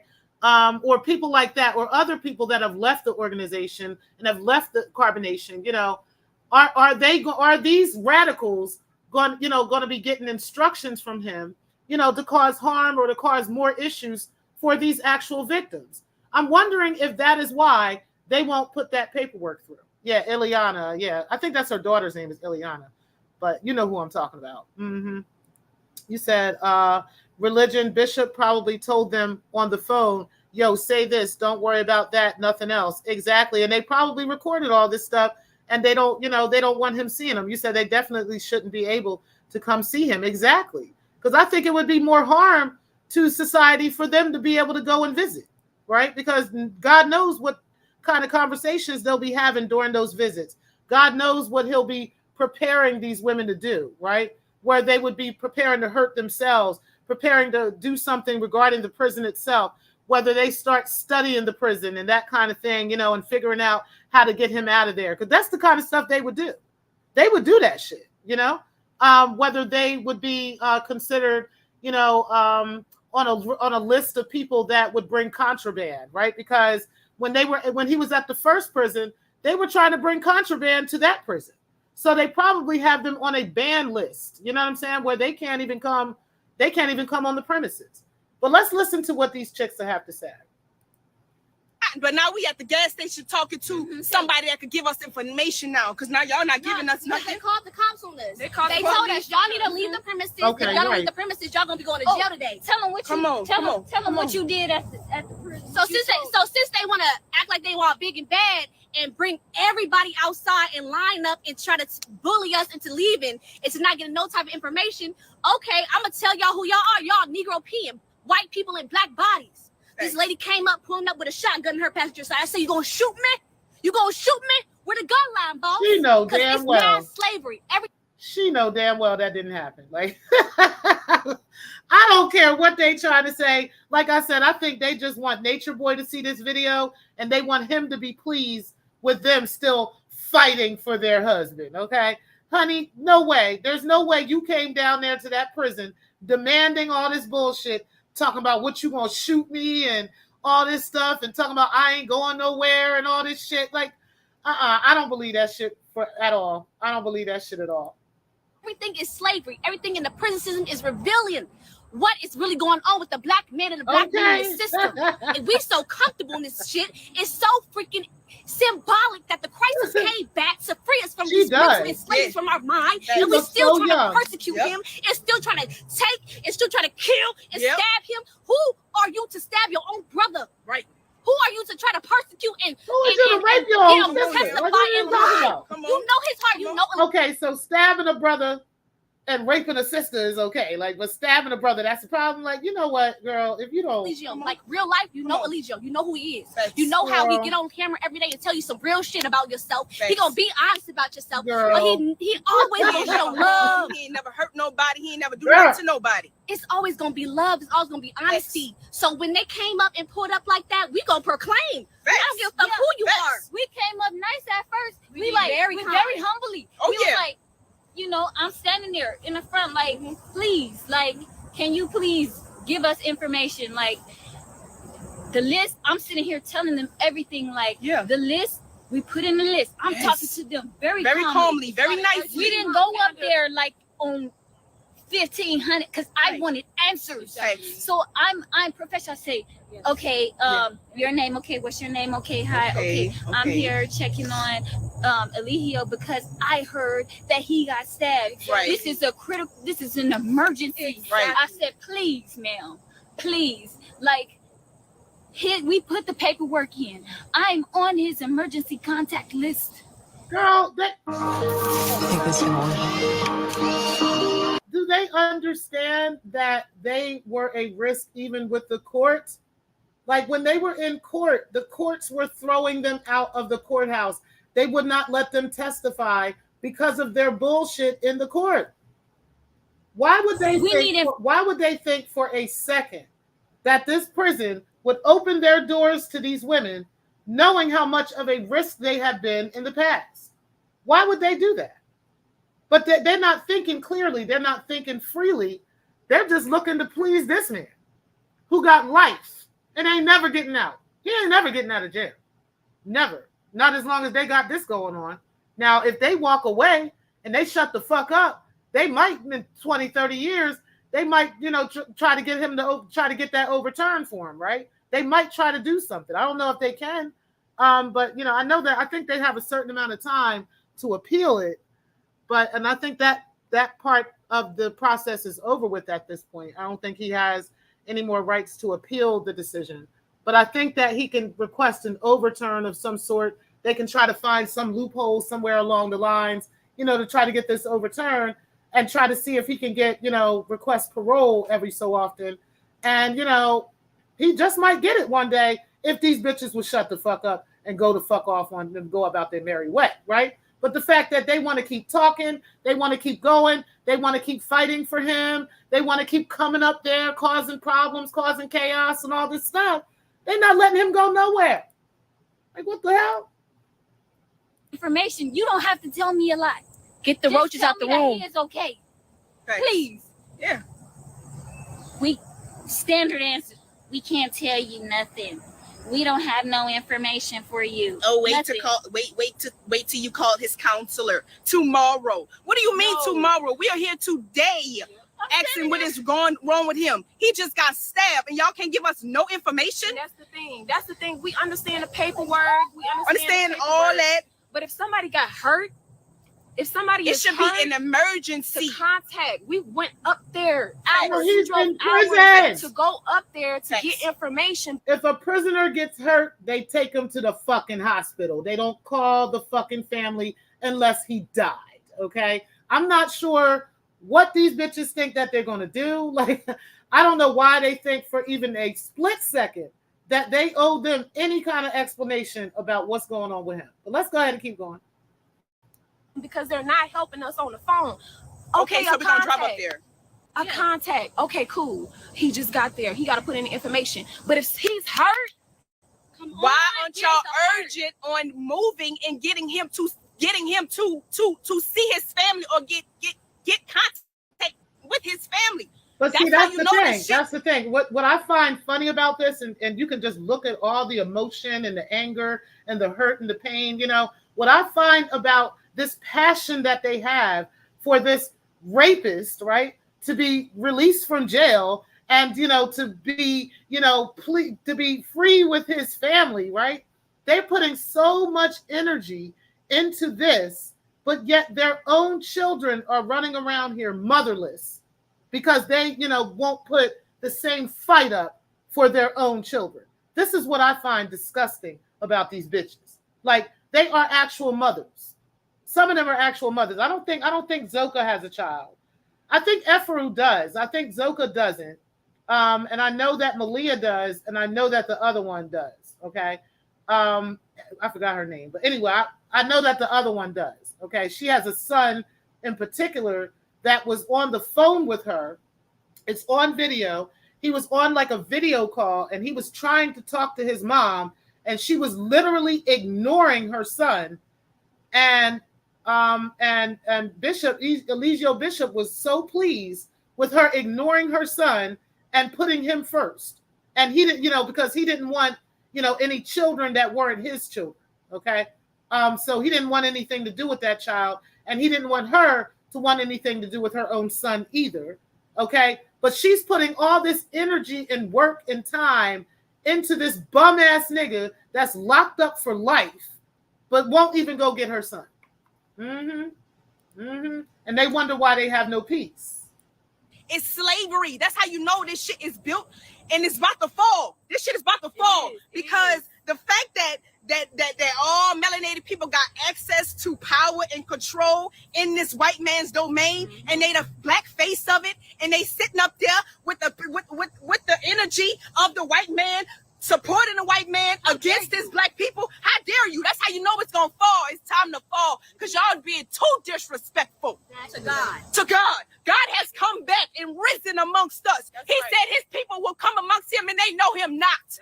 The Messiah has returned. That's right. It is time What? for the black Messiah to rise again. again, and Lee Heo is gonna rise again. I don't give a damn how y'all think I talk and how I speak and what I say. Y'all gonna feel my heart. Y'all gonna feel these words, and y'all gonna feel and Lee Heo come through me. Yes. Facts. Y'all gonna feel my energy because I'm tired of y'all. I'm tired of y'all black people sitting around looking at us and not supporting us and not helping your black community. What does she think we supposed to do about a rapist that's locked the fuck up in jail for life, okay? Because he not only raped this other woman, but he abused every single one of y'all. What do you think we're supposed to do as the black community? Are we all supposed to be vigilantes and go run up down to Macon State Prison and get this man out of there? Like, I'm not understanding what she thinks the black community is supposed to do in regards to this rapist. But let's go ahead and keep going. And helping is y'all. Y'all, this is the truth.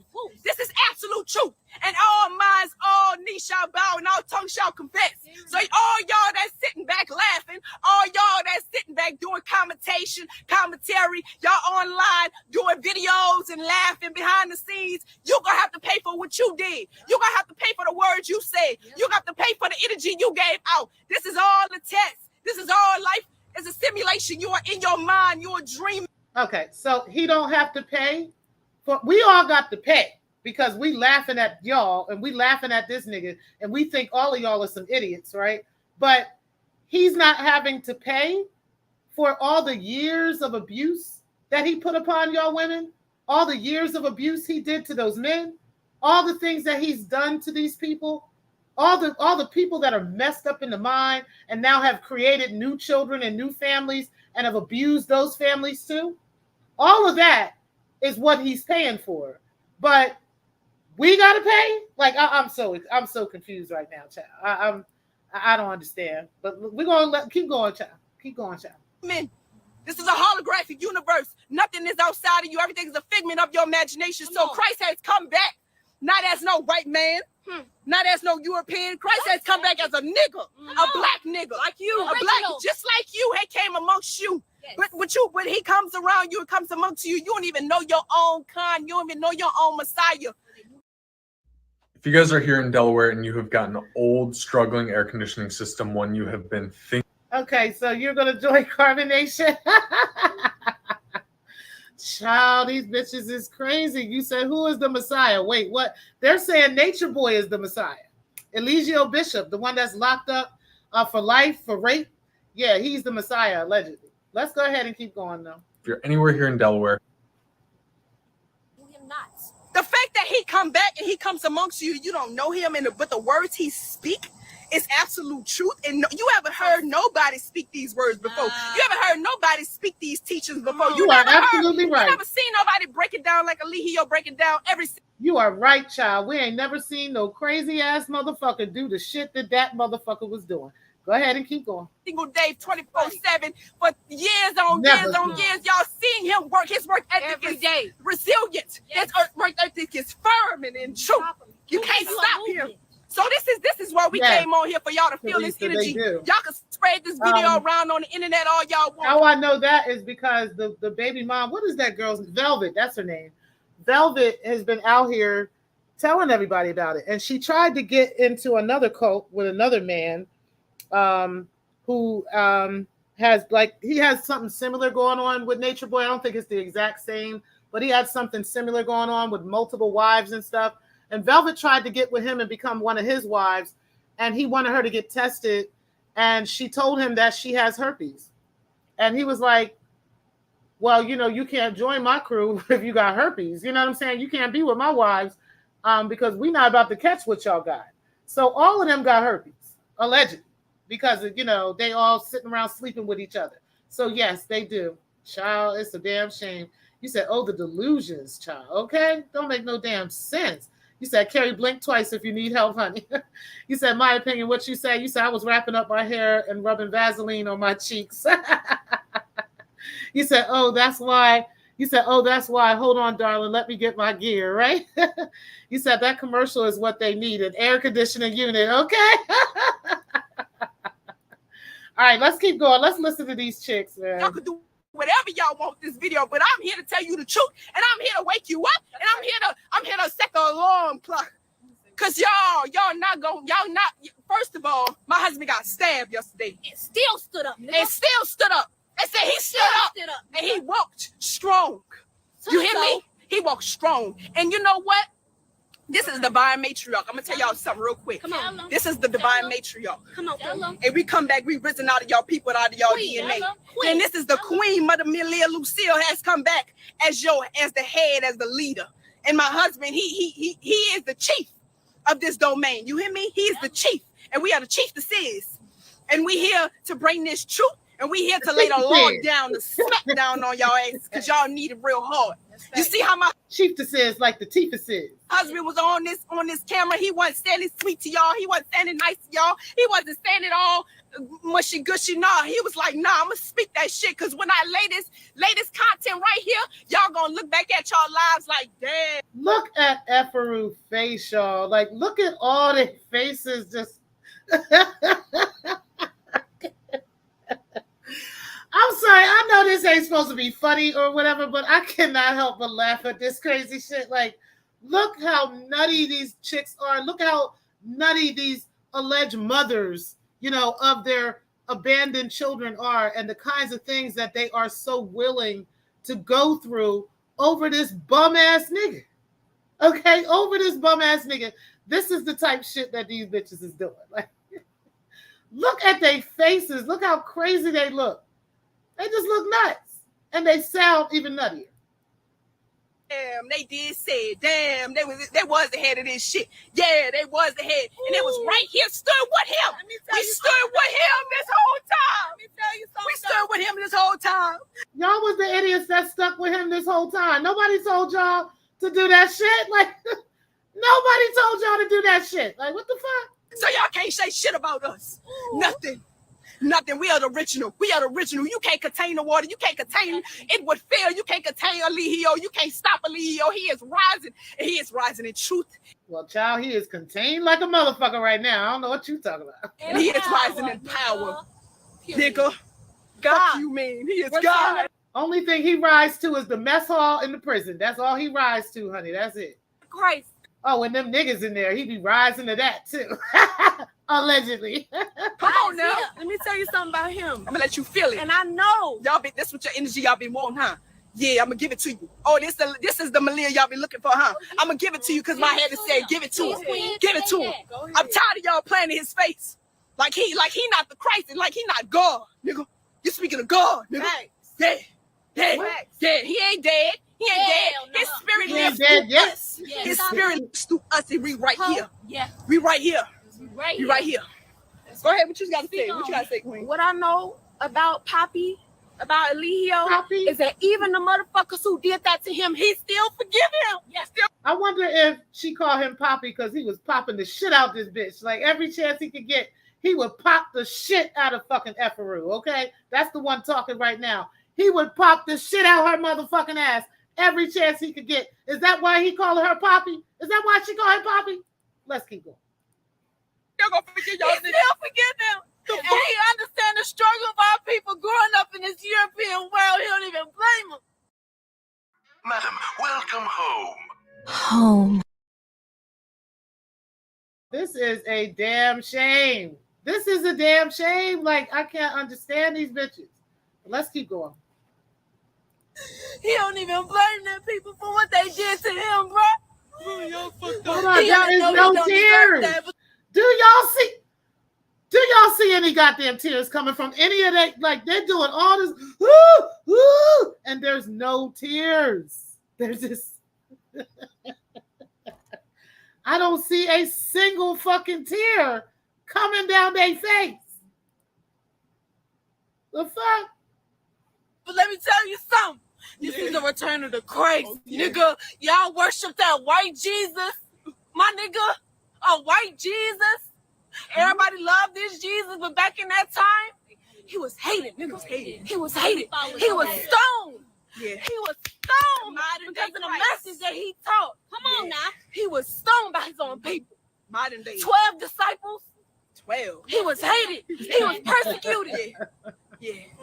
And they turned on Jesus. They turned on Eligio. Yeah. The disciples turned on Eligio. When he was faced with persecution, he was faced with that's what this the is. public It's the persecution. Yeah. But we still rising in truth and power. It's not over. All y'all motherfuckers doing blogs and commenting shit about what the fuck we got going on our life.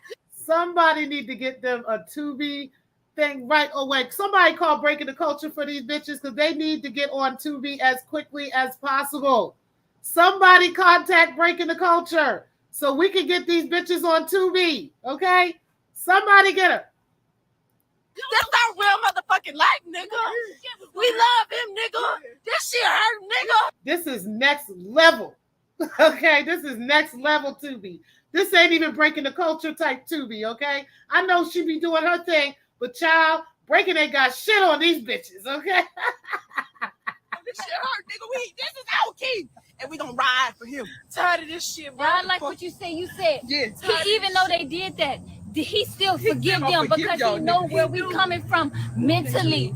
You take a people and you put them in a cage for years and years and centuries. What do you think the people is gonna do? You put them in there. You take away their food. You take away their human rights and their ability to be human touch. My nigga, human touch. Niggas start to lose their minds.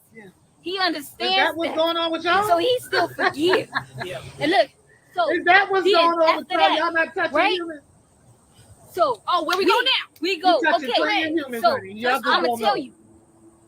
Nobody wanna tell us where he at. We figure out where he at. Oh yeah, we don't locate him. They told us. They said, okay, so they said they didn't know. They didn't know whether or not he got lifted. He got took out in a van or he got a helicopter, right? But I heard 2 times he was a helicopter. After they called the police on us, after they called the police on us, after we went to that jail, we drove off because these motherfuckers trying to lock us up. Yeah, because we got a heart. We trying to check on who we love. So when we drove off and went to the gas station or whatever.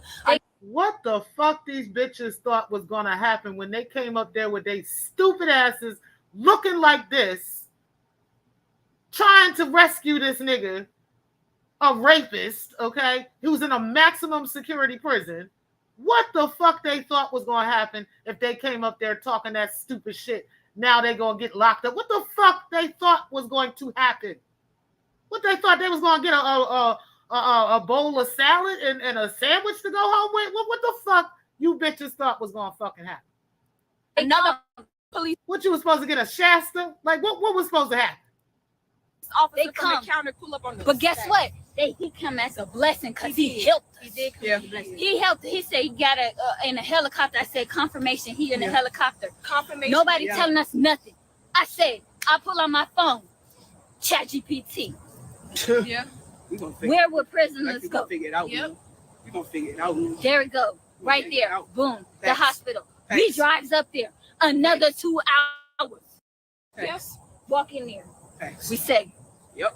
We looking for She Eligio walking Bishop. there. I said we looking for Eligio Bishop. Yep. Thanks. Oh, he in room. This. Oh, Okay. we should. Oh. They told us. Oh, okay. He He here. here. Oh, y'all should have told us. He Where here. here in this building. Oh, you shouldn't have told us. He Where here. you know we about to go. You know.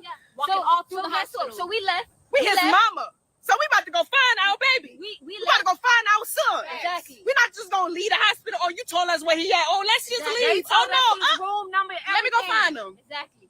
So What what we the do hell? is we go around. We took a walk, right? And We tryna all find come where back. he at. We trying to find out, but we come back. We Yes, sit down. y'all. We ain't Free bothering Shasta. nobody. We sit in a waiting We room. in the emergency room, waiting room. What Yeah. happened? That's what they What wanted. happened? They wanted to Okay, clean see, When shit. I tell you, All I hear is whoever y'all looking for, you ain't gonna see him. So y'all need to go. No. What he said? He came up and he said, "I told y'all who y'all looking for. Y'all can't see him." this is just called passion. This is called passion of the Christ. You ain't So gonna if you don't like the passion, exit the room. You must not be a It's nigga. just the passion of the Christ. You must not be a nigga. You must must not got not no be tapped heart. into your root. You must not be tapped into your heart. Your heart No, chakra. okay. So this is the passion of the Christ. Facts. It's not gonna come to you sweet.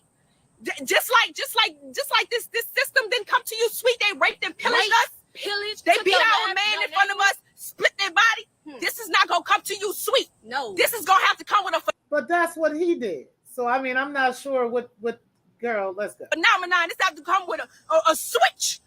A Came real to break switch. walls. Yes. quick. With It's the gonna sword. be. It's gonna come with a sword. It's Come gonna come on. real. It's breaking your reality down. Because what you all what your you belief living in is a systems, lie. all what you believe is gonna be broken. They will lock you up the same way and do you the same way as thing. they doing to us. They gonna smash your face Facts. in the In the pavement. They don't care about and, you. and tackle your ass to the The ground. same motherfuckers who They just testified using you. against him. Yes. They'll do the same They thing just to you. using y'all. They just using Who you y'all running to get him locked up and then torture you at the same time. Yeah. Come on. So you're not going away free, Scotty. You're not going away with just, I'm going to live my life. I'm going to enjoy my life. I'm going to enjoy this Hell no. live up under lap and luxury of the white supremacy system. And It's taking everything from Nah, nature, it's taking taking- everything that's godly and tarnishing it into a lie. Let me into a tell you devilish- something. Let me tell you something. These two right here, Bruh. nah, nigga, I ain't having it. yeah, gangsters. I ain't having it. They was outside, right there with the police.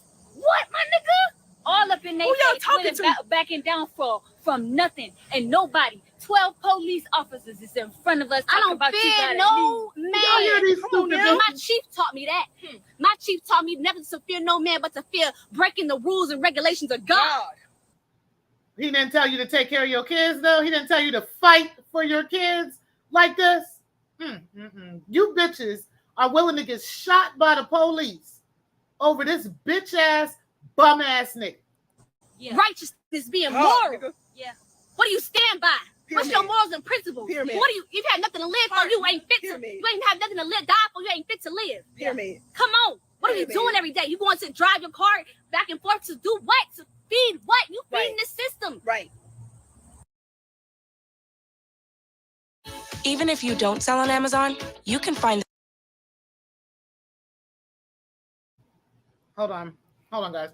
You said parents love your children. You said parent love your children. Otherwise, I'm gonna be laughing at their home training ass, at their no home training ass in the future as well. Okay. Just saying. Just fucking saying. Let's go ahead though.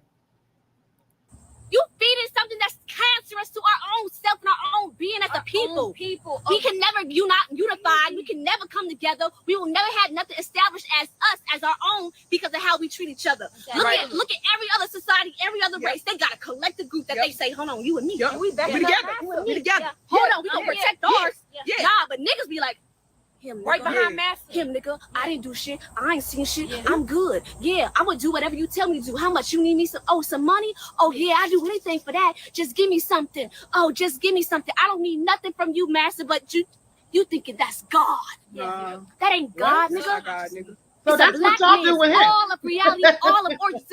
Man and woman came the from the black man gaslighting and for woman. me, Africa. Thanks. Africa is the origin. Thanks. Black, melanated, dark skin. Where the Bro, it was out of Africa. dig into the earth today. It's Like, it's really the gaslighting for me. It's that they do this same shit with him, and then they talk about the people doing this with everybody. What do these bitches think we supposed to do with this nigga? What do they think we supposed to do about this? see what color the dirt is. And then look at your skin. And look at your skin. And bro. tell me if that's not self-hatred when you look in the mirror. When you It's look at your so own not brother and sister. straight stringy hair. It ain't straight stringy, and it's not white. Yeah. It's not European. Look Nah, at nigga, yours. you a nigga. This how my hair look. Nah, you a nigga. I'm a This how nigga. my hair look, huh? I'm a nigga. I'm a nigga. I got nappy roots. Nappy. I got nappy roots. It I get got dry. coil that tight. The tighter the coil, the stronger the electromagnetic field. The stronger you are connected to source. To God. The stronger you can. These bitches done cut their hair off so they can be closer to him, so they can be closer to Nature Boy. Pretty long hair. They cut their hair off because Nature Boy got his hair cut off. That's the reason why they cut their hair. They actually made a video talking about it. Could communicate They and look talk to God. Come on. Not no straight stringy hair. That's not the epitome of beauty. But you know what? It's because this system came here. This system came late. This system came late on top of our matrix, nature that was already here, and took and raped and pillaged our people. So your grandma, your mother, your aunt taught you what you know now today, and that is running systematically in your genetic bloodline. So now that you portal into this realm, Your children know what you know the ignorance of this system. Come on. Your daughter know the ignorance of this system. It's in her blood. It's infested. 0 to 7 So years old. So when you come with truth, yes, and you come to break down somebody's belief system, they ignorant, and now they want to get you locked up. They want to get you locked up. They want to get you involved. They want you involved in their system, in your system. It's a mindset. They want to get you involved, getting locked up, wrapped up in this system. Yeah. Child support, they put you on child support. The black woman got more damn jobs than a black man could even get a job. Come on. The black woman got more ability and credibility in this system more than a black man can get support from his goddamn woman. Call the white man. You can get shelter. You can get some bills. You can get some free. Come on now, you get food stamps. Here's the thing about the home training thing. Efaru and Malia all come from very decent families. They do. Malia's family had tried so hard to get her out of this cult. She had the one that's doing all the militant shit. She's the one that they tried the hardest to get out of this cult. They had she was like gotten really sick, and Eligio was like isolating her and doing all kinds of crazy stuff, and she almost died. And so they ended up taking her to the hospital. And when they got her to the hospital, they had kept her for a few days at the hospital, and then they took her home with the family, but she wanted to go back to him. And so there wasn't anything they could really do. But they tried their best to get her to stay away from him. Efaru, the real light-skinned one in the back, her family did the same thing. They're a well-to-do family, and they actually did try to help her and try to get her, to get her home, but they don't want to go home. Now, the other one, she's the oldest. She's almost 40. The one that's standing in like close to the back next to Efaru, she's almost 40 years old. She's about 38 now, somewhere around there, 37 to 38 years old. She's the one with the son that she ignored. She has more of a checkered past, right? Like her parents, I think there was a little bit more going on with her mother, with her father. Her mother just recently passed away. I know that she was pimped out by a couple of men before she got with Nature Boy. So, she's kind of had much more of a checkered past than these girls did. Efaru was actually in college. She was trying to finish up school. She was like in her last year or two of school when she met up with Nature Boy. And then, so they all don't have like this really bad home training. You know what I mean? It really isn't. So, it just goes to show that people get into these cults and, they don't necessarily have, some kind of issues at home or whatever, right? It could be all kinds of reasons why people get into cults. Usually when somebody jumps into a cult, it's usually something that they are going through or something that they're believing in or something that's attaching them to the belief system of this cult. It's usually that, right? They usually love bomb them into it. And that's kind of what's happened with a few of them. I know that Velvet, she didn't always have her dad in her life, but her dad ended up being in her life later. And, he was actually trying to rescue her from the cult too. But, she ended up leaving on her own after, she realized it was full of shit, right? But either way, and it took her forever, but she was just like these girls at one time, so it's just unfortunate. But I just wanted to point that out, that I don't want to blame it on the families. I don't want to blame it on like the home training, because honestly, some of them had really good lives, or at least decent families, and they're still trying their hardest to get them out of the cult now. But, these are grown women, you know what I'm saying? Like I said, the one back in the back, she's damn near 40. Efaru is like, all the rest of them are close to 30, but the other one, she's almost 40, So, at this point, they just kind of do what they want to. You said when it's profitable, they turn, then claim victim. Yeah, how about that? You said the hair, another form of control. Yeah, and they didn't cut their hair until after he was in there. As a matter of fact, after he was in there, they cut his hair. They had cut all them dreads off of him once he was sentenced. And that's when they cut their hair after that. So it's just crazy. You said, I would disagree, because if home life was great, wouldn't be seeking shits elsewhere. Most leaders start off with great intentions. Yeah, I don't know. Being a part of the Jehovah's Witnesses at one time and, having been a part of, knowing about how people get involved with cults, you'd be very surprised that, some of these people, just because they're seeking something, like the seeking part may come from like the loss of somebody, like the death of a family member, or like something traumatic happened, you know what I mean? But just because something traumatic happened in your life or in your family, it doesn't necessarily mean that, your family was the problem, right? I just want to make that clear, like when it comes to cults and, this kind of stuff. But that's what the Carbon Nation is a cult, right? That it's not always chalked up to that, right? It's usually like, something traumatic happened, or, they're looking for some kind of answer to something or something along those lines for how they get caught up in these cults. Could they go back and talk to their family? Possibly, unless they feel like this, it's something, once they get so far into it, they just feel like they can't. There's another example of that I want to talk about, where it was like this, it's this internet cult, it's this Instagram cult, right? Well, I forgot what they're called, but they're like these dancers, okay? So there was this one white girl, she's involved with the cult to this day, okay? But she grew up in a very, very good household. Her parents and everybody are still talking about this to this day. And you can actually look this up. But it's an Instagram cult where they get involved in like this, they get involved in this quote unquote church, right? The pastor of the church is this Asian guy and his wife. And they put you up in a house, they give you money, they give you all these prestigious things, but you have to completely cut your family off, okay? You can't have nothing to do with this is a real cult that's actually going on right now, right? But you have to cut your family off. You can't have nothing to do with them. You can't talk to them. You can't have any dealings with your family at all. And then eventually, like when authorities started looking into it a little bit more, he started easing up on, them not necessarily talking to their families per se. Like they can talk to them, but you can't discuss nothing about the church. You can't discuss, the dancers. Yeah, I can't remember the name of those dancers though. I keep wanting to say Nexium, but it's not Nexium. That's another cult. But this is something different. This is another cult out here. I'll look it up and I'll tell you guys about it one day. But either way, those people and the people that are in that cult are not necessarily coming from bad families. You understand what I'm saying? Like this one girl, her parents put her and her sister through college, took care of them, did everything with them.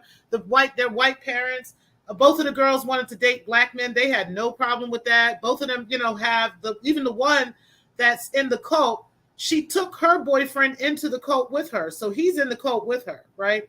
The other girl, she has kids by her husband now and stuff. I'm not saying that makes it perfect. I'm just saying that, it does put things in a different perspective when people get involved with cults, because they do it for different reasons. It's not just automatically you had a bad childhood or you had a bad family. You know what I'm saying? I want to make that clear, because that's kind of a thing that people may think, and it's not always that way, right? So I don't want to put that on them, because I don't think that's what happened with these girls. Let me look at y'all comments though before I finish this up. But yeah, I do believe it becomes profitable, right?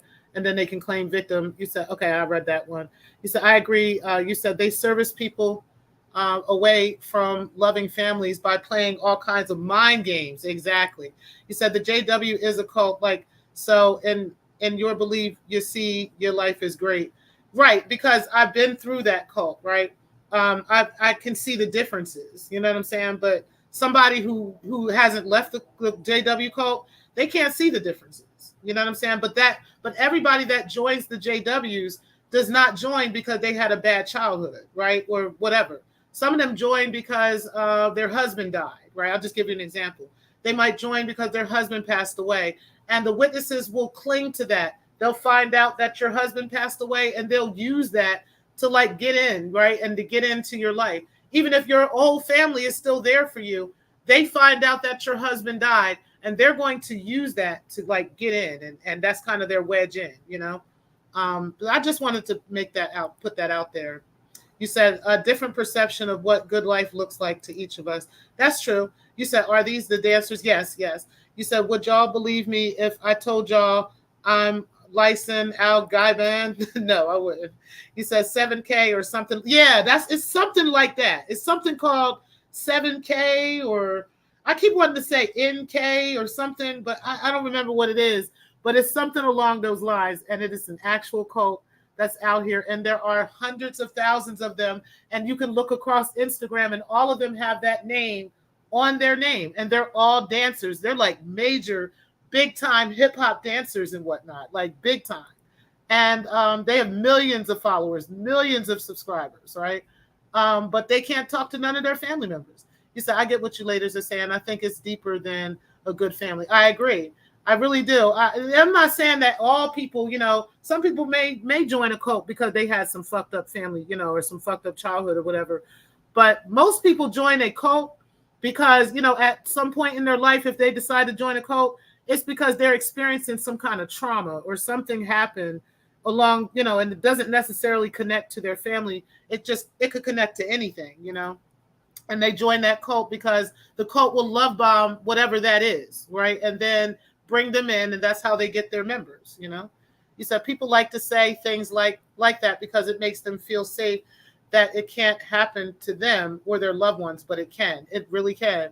You said, and at the same time, dad is essaying the children and the mom is a functional addict. Right.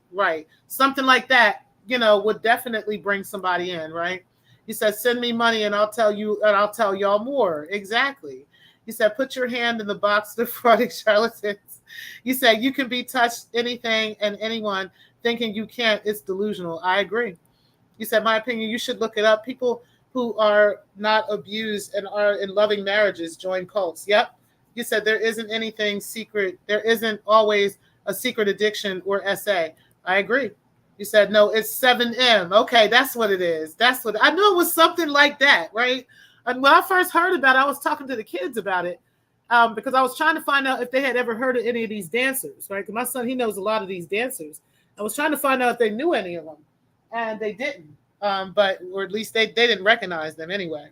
But yeah, that is really a thing. And like I said, a lot of those kids, they come from very prestigious families and very good families. And the families are like even in coalitions now with each other. The father, mother, brothers and sisters, they're all like on committees and stuff to try to find ways to get their families free from this cult. But they're having a hard time with it because all of them are adults. You know what I'm saying? And they can make whatever decisions they want to. You said it's based off the neo-charismatic doctrine, the Seven Mountain Mandate. You said, Carrie, I agree. I just want folk thinking bad shits don't happen because of the good family-ish. You said Ted Bundy came from a good family. I agree. That's our point, right? It's like just because somebody, if somebody had a bad childhood, right? That doesn't mean that you're automatically going to join a cult. But if you have a good childhood, that doesn't mean you won't. You see what I'm saying? Like, I think we all kind of are on the same page now. You said, nice reference. You said, not anything bad, just missing something from that good family. Right. Agreed. Okay, so let's go ahead and keep going with this. I don't want to spend too much more time on this because actually, what time is it? Oh, yeah, I got to get going, guys. I'm about to travel. Yeah, we about to be out. Hold on, let's go. All the benefits of this system. So when a black man do come in a black form and a melanated form, you can't accept your black man because you are a white supremacist. Yeah. You are Negropean. And you don't even know it. You are ignorant. Your mind is ignorant. Your understanding is ignorant. You are walking through the mind of white supremacy. So you are a bot, MK Ultra ass bot. Yeah. So now you're stupid. Now you walking in stupidity. Ignorance. Yeah. Ignorance. You're blind.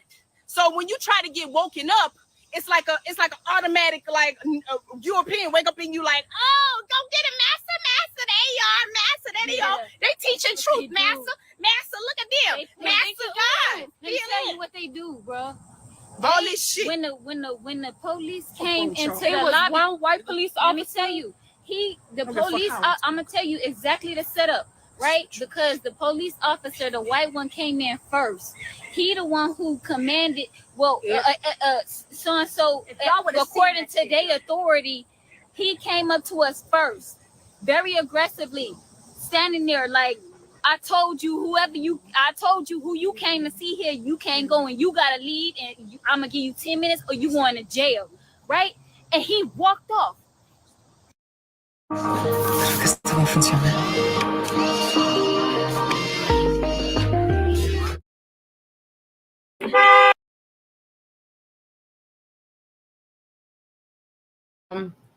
You said you were into the occult until you found you could perform miracles. Then you went through the 7 labors of the hand of God. Okay. Let's go ahead and keep going. The black people stepped up. No, I ain't never gonna pay because for they defend him. I ain't never gonna pay for that shit, yo. I'm cheap. They defend this system to I the couldn't wait death. till the I end. want to tell you what Yeah, I let me saw tell you. while I was driving. I couldn't wait till that Survivor Series was over because I did not want to pay for StreamYard this month. I'm telling y'all, I am very cheap when it comes to this YouTube shit, child. Fuck all this. You got me fucked up. When you can do it for free, no man. In there, Only because thing I might pay for is like Canva. You know what I'm saying? Because it ain't that expensive, and I might need it just to make a couple thumbnails or something like that. Get these people I out the don't think room, that a lot of Aja. people take the time. I know that a lot of people, they realize the times that we're in, this is about to be over. Look at the economy. Yeah. But let me tell you, it's in Georgia. Yeah. Bruh, this is what it is. If black people don't wake up, what is it gonna take? Are we driving, right? All I do is see country in my genetic, my DNA. That's where they hanging. I'm looking, my body Way out in the countryside. I start wigging out a little bit. I'm feeling stuff because I'm seeing the crops, the fields. On one side, I see a mansion, and on the other side, I saw the projects where they keep the slaves. We drive up into the Macon State Prison. All I see is barbed wire, bruh. I started to cry, bruh. I started to cry. Who does humans like that, bruh? What did she think she was going to see at a prison? Was she expecting at an American prison, right? Was she expecting to see like some luxury pool and a nice jacuzzi on the side and like what was the look that they were expecting to see when they got there? I'm just trying to figure out. Like she didn't think there was going to be barbed wire. Like okay. Barbed wire everywhere. Nobody. I said, oh my God, oh my God, oh my God. They wouldn't tell us nothing, bro. And they made us leave. You know how that feels? I know a lot of people are going through this, but we don't take the time to unite. We don't take the time because of fear. We are in fear of the repercussion. People will see an injustice. They will see something being done wrong. They know it. They feel it in their body genetically that it's wrong. Those officers were standing in front of us. They knew it was wrong. It was all black women. All black women in front of us. I said, damn, they feel it. They felt it. They feel it. And they couldn't do nothing but just stand there and look. They felt it. But they against. We don't come together because we want to indulge. We don't want to go against the majority of what everybody is doing because of the repercussions. That's the same reason a police officer can come up to you and knock you on the damn ground. And these is the bystanders. They pull out their phone.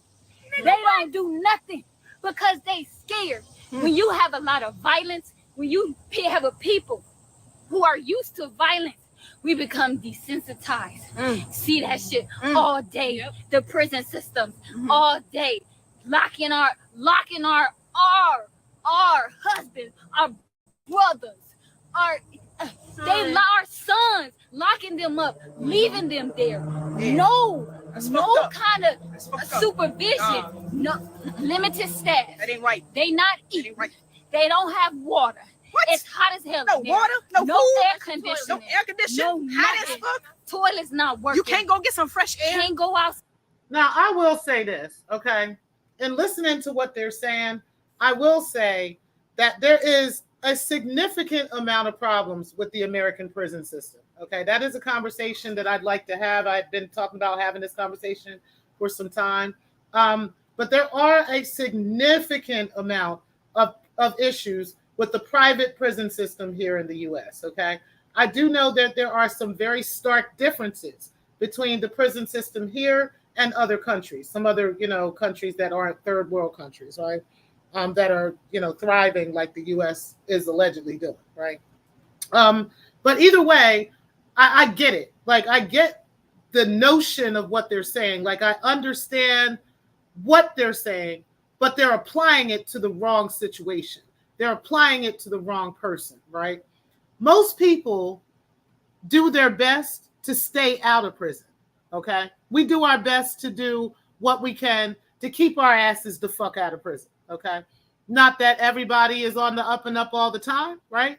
But there's just certain measures that you might take, even if you're an outlaw, even if whatever you are, that, you do your best to keep your ass out of prison, okay? So that you don't end up dealing with these kinds of things. Because once you're in that system, it's fighting backwards, trying to argue about the conditions of the place and the conditions of this and, the rights and not having air conditioning and things that you would have in the regular world that you would be able to, enjoy in the regular world without being in prison. You know what I'm saying?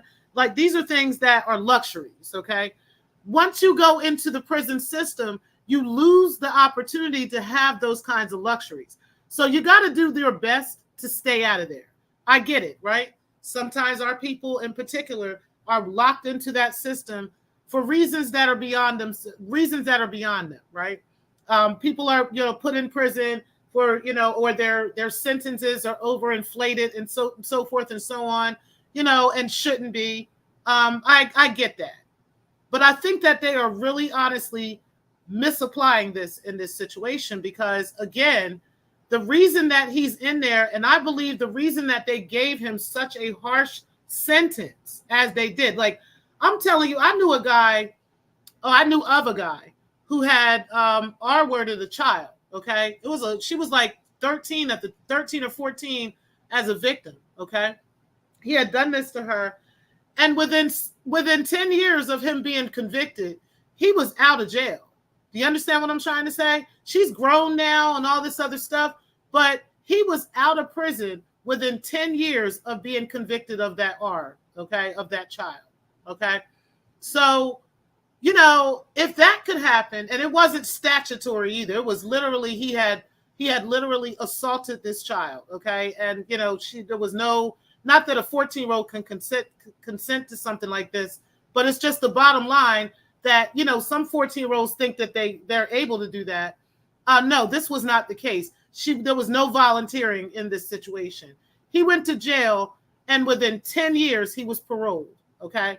So it all depends on the situation, right? This is a serious situation that is a serious threat to society, even though all of them, were serious threats to society. But it's clear that they inflated his sentence, right?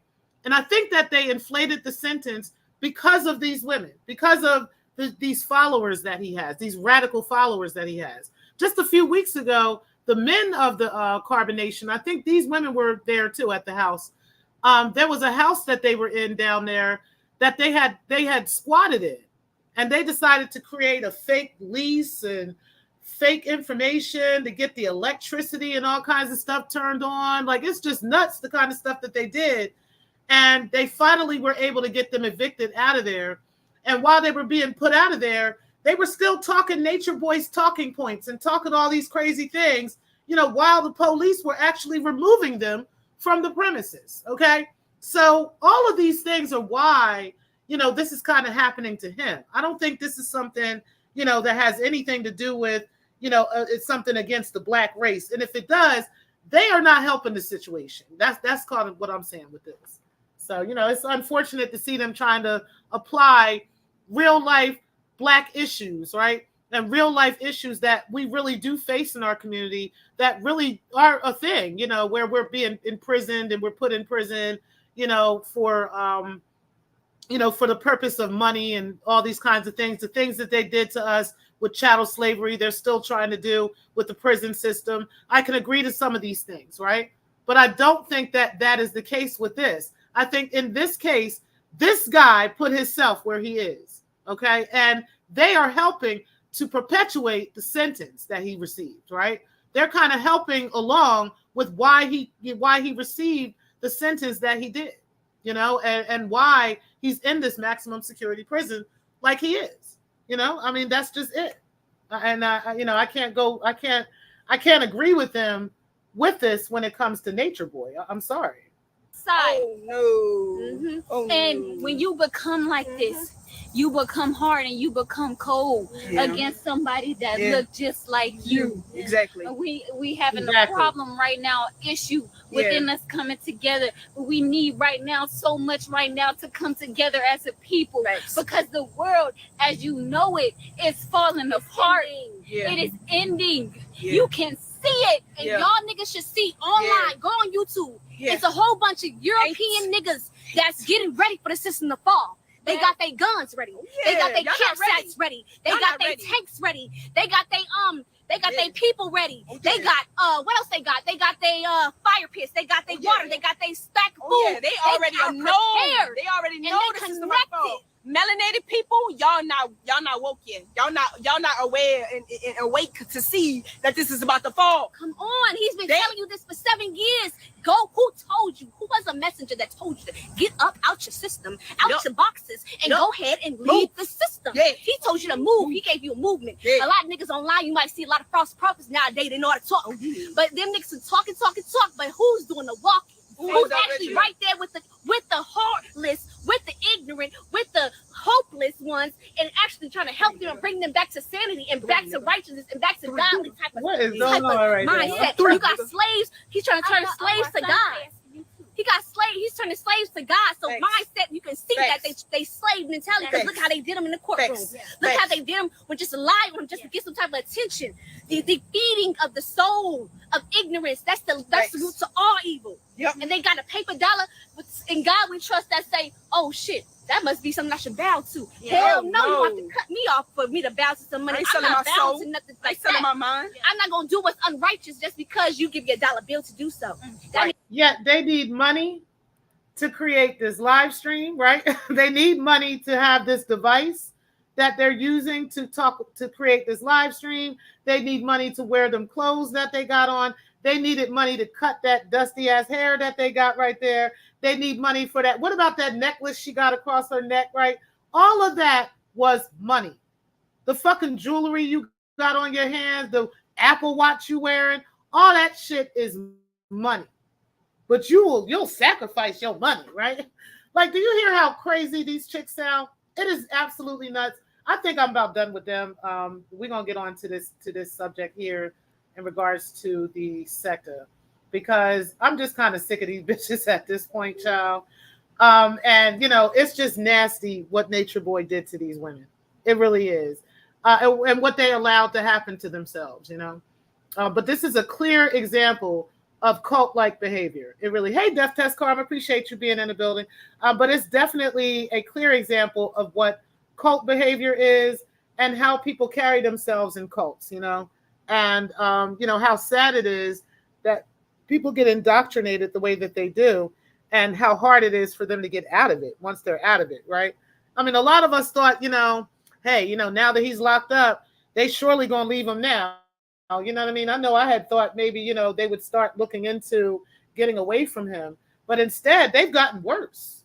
Like they have gone downhill and have gotten much worse than they were even before he was locked up. Like, it's just crazy, right? It's like they're going to these radical, places to do this stuff.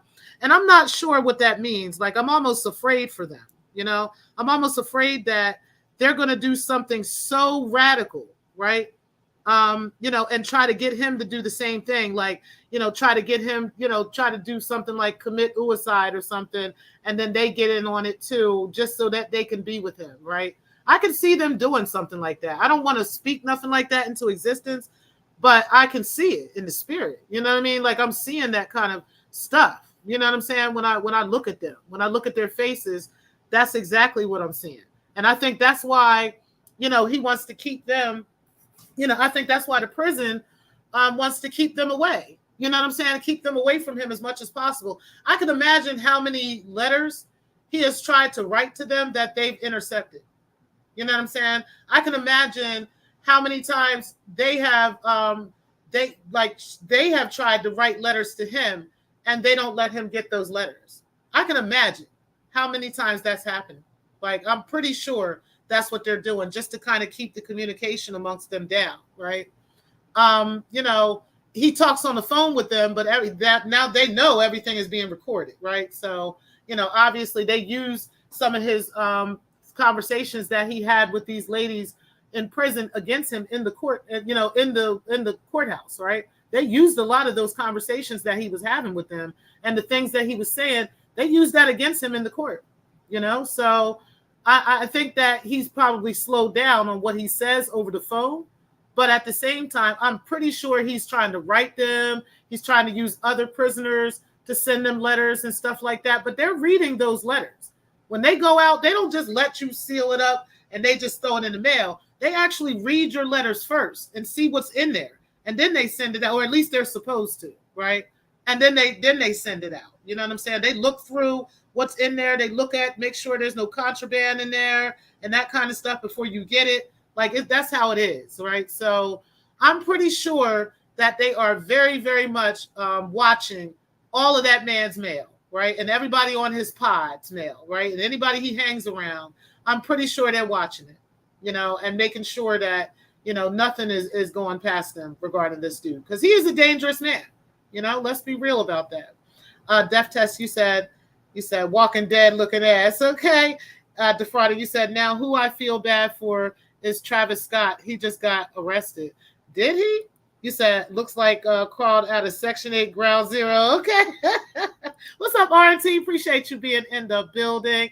All right, y'all, let's go ahead and talk about this Secktah stuff. Let me play a quick one for you guys, and we are going to get right into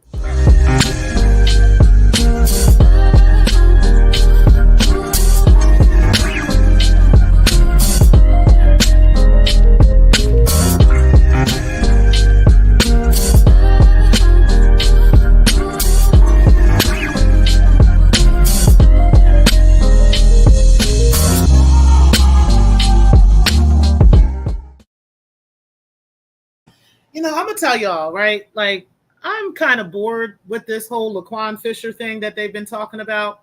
I was waiting for Laquan's page, right, to start dropping some actual knowledge and dropping something, you know.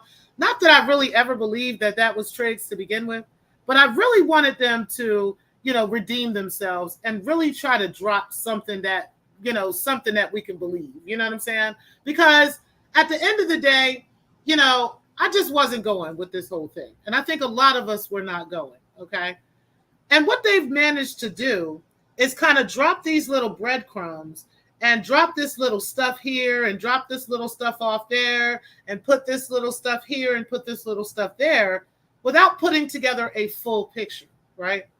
It's not difficult, though. If you do your actual research, not jump down in Triggs' throat and yell and scream and talk about how right you are, but if you actually do your own research on this and just sit back and take your emotions out of it, you would actually see that whoever that person is literally doesn't know what they're talking about, okay? Now, what I do believe happened, and I can't say who did it or any of that, right? I don't know, right? I have my theories on it, but I don't know. But what I do think happened is Triggs did what a few of us have done here in this sector. There's a couple of us that had threw what you call a bone at somebody, right? Where you tell them something and you kind of give them something just to see if they're going to repeat what you said, right? Just to see if whatever you said to them will come back to you like a boomerang, right? Well, somebody else will repeat what was said to that person, and then, you know, it comes back to you. That's what I think happened in this situation. I think that there's somebody, okay, who had talked to Triggs and, you know, had a bit of a close relationship or so, internet relationship with this person. And, you know, this person might talk to him behind the scenes in whatever way, whether it's by phone, email, whatever, right? And, you know, this person got a bone from Triggs. and Triggs, threw this bone at them to kind of see what they would do with it, right? To see if they would repeat that bone to somebody else. What I also believe is that whoever that bone carrier was didn't intend for the bone to be carried in a negative way. I think that person intended to go to whoever they trusted, right? And we're not going to be long after this because I'm about to go. I'm actually about to travel. I'm about to be out of here. But I just want to put this out here. I do think that person did not intend for the bone to be carried, negatively. I think that person wanted to just share with somebody that they trusted about this situation, right? And tell them about it and that, this is who this person is or whatever, this their name, whatever, and so forth and so on. And the person that they trusted with that information was a real bone carrier, right? And that person decided to go ahead and do a little bit of doxing, okay? Now that person went back and decided to hold on to some information and decided to kind of keep that information under their coattail, until the time would be right? The time would be the correct time. So there's a series of things that if the sector just kind of looks back in the past few weeks of things that have happened, okay, amongst certain channels and amongst certain places. And certain people started behaving certain ways, okay? And so with that all happening, you turn around now, and after, the Survivor Series came out and everybody was raving about that, and shout out to y'all for getting the Survivor Series, the playlist up to 4,300 views. Shout out to y'all. That is a fact. That is an actual thing. That is how many views the Survivor Series has received on that on the playlist. The playlist for the Vixen Chronicles is at 1,300, and the Survivor Series is at 4,000. Last time I checked, it was at 4,300, and that's because of y'all. So shout out to y'all for the viewership on that. But either way, that was kind of the rave for a second. It kind of took over some things, and then all of a sudden, here comes this, right? Nobody wanted to answer the facts about whether these things are true or not, right? They didn't want to, face any of these things. And that's why they don't want to come around to certain panels and certain things, because they don't want to be questioned on their own behavior, right? What they'd rather do is throw you some red herring. They thought they were sitting on some real shit. They thought they had gotten and received some real shit from a real source, okay? And from a trusted source. What they failed to understand is that the sources, I'll say, or source, right, that they got this from, quote unquote, source, this was received from, had received some bad information to begin with, okay? So while we've got you guys showing this stranger, fine specimen of a man, I still think Laquan is fine, okay? But while they are showing this stranger's children, having fun with their father, or showing videos of this child walking around, at 8 months old, or showing this man buying his child a vehicle, and all these great things that this father is doing, right? While they're reaching out to this wonderful man's ex-wife and trying to tell her that her baby daddy is the reason why, all her children are being doxxed, and then posting the photo of this woman and her, this fine specimen of a man, from years ago, like meaning you had to go into this person's Facebook and dig back 10, 12, 14 years to pull up these pictures and these photos, right? Pull up these videos of this child. You have to dig back that far and then post it. And then pass it around to all the minions, hoping that, hey, they just gonna go ahead and dive mouth first into it and start running amok and talking about, yeah, this is you, Tiggs, this is you, Triggs. Not realizing that this was an entire bone to begin with. Now, what do y'all have to say? Because Laquan's page has been very quiet, and that's for a reason. That's for a reason, right? I'm pretty sure one of you dummies actually, like, outside of breaking the culture, who admitted to reaching out to this baby mother, right? I'm pretty sure at this point, the baby mother has let you know you don't know what the fuck you're talking about. That's not my baby dad. Whoever you're saying, this guy, Triggs, and all this, I don't know who that is, but I would appreciate it if you take my fucking baby's pictures off of your fucking show. I would appreciate it if you take me and my ex-husband's picture off of your community wall, right? I would appreciate if you stop doxing my family, right? I'm pretty sure at this point that conversation has been had with at least one of you, which is why you have yet to go and knock on that apartment door that you claim this nigga lives at, right? So you don't want to get blasted down there in Georgia, right? That's why, right? Yeah. I'm pretty sure you know by now that this is not him. I'm pretty sure. Because like I said, it doesn't take much to figure that out. It really does not. It's not as hard and as complicated as YM and some of these other people would make this sound, okay? It is very, very easy to prove that that's not him, okay? Now, I'm not going to be the one to put out everything and give y'all all the breadcrumbs to see it, because most of us don't give a fuck anyway, right? Like, honestly, most of us don't care.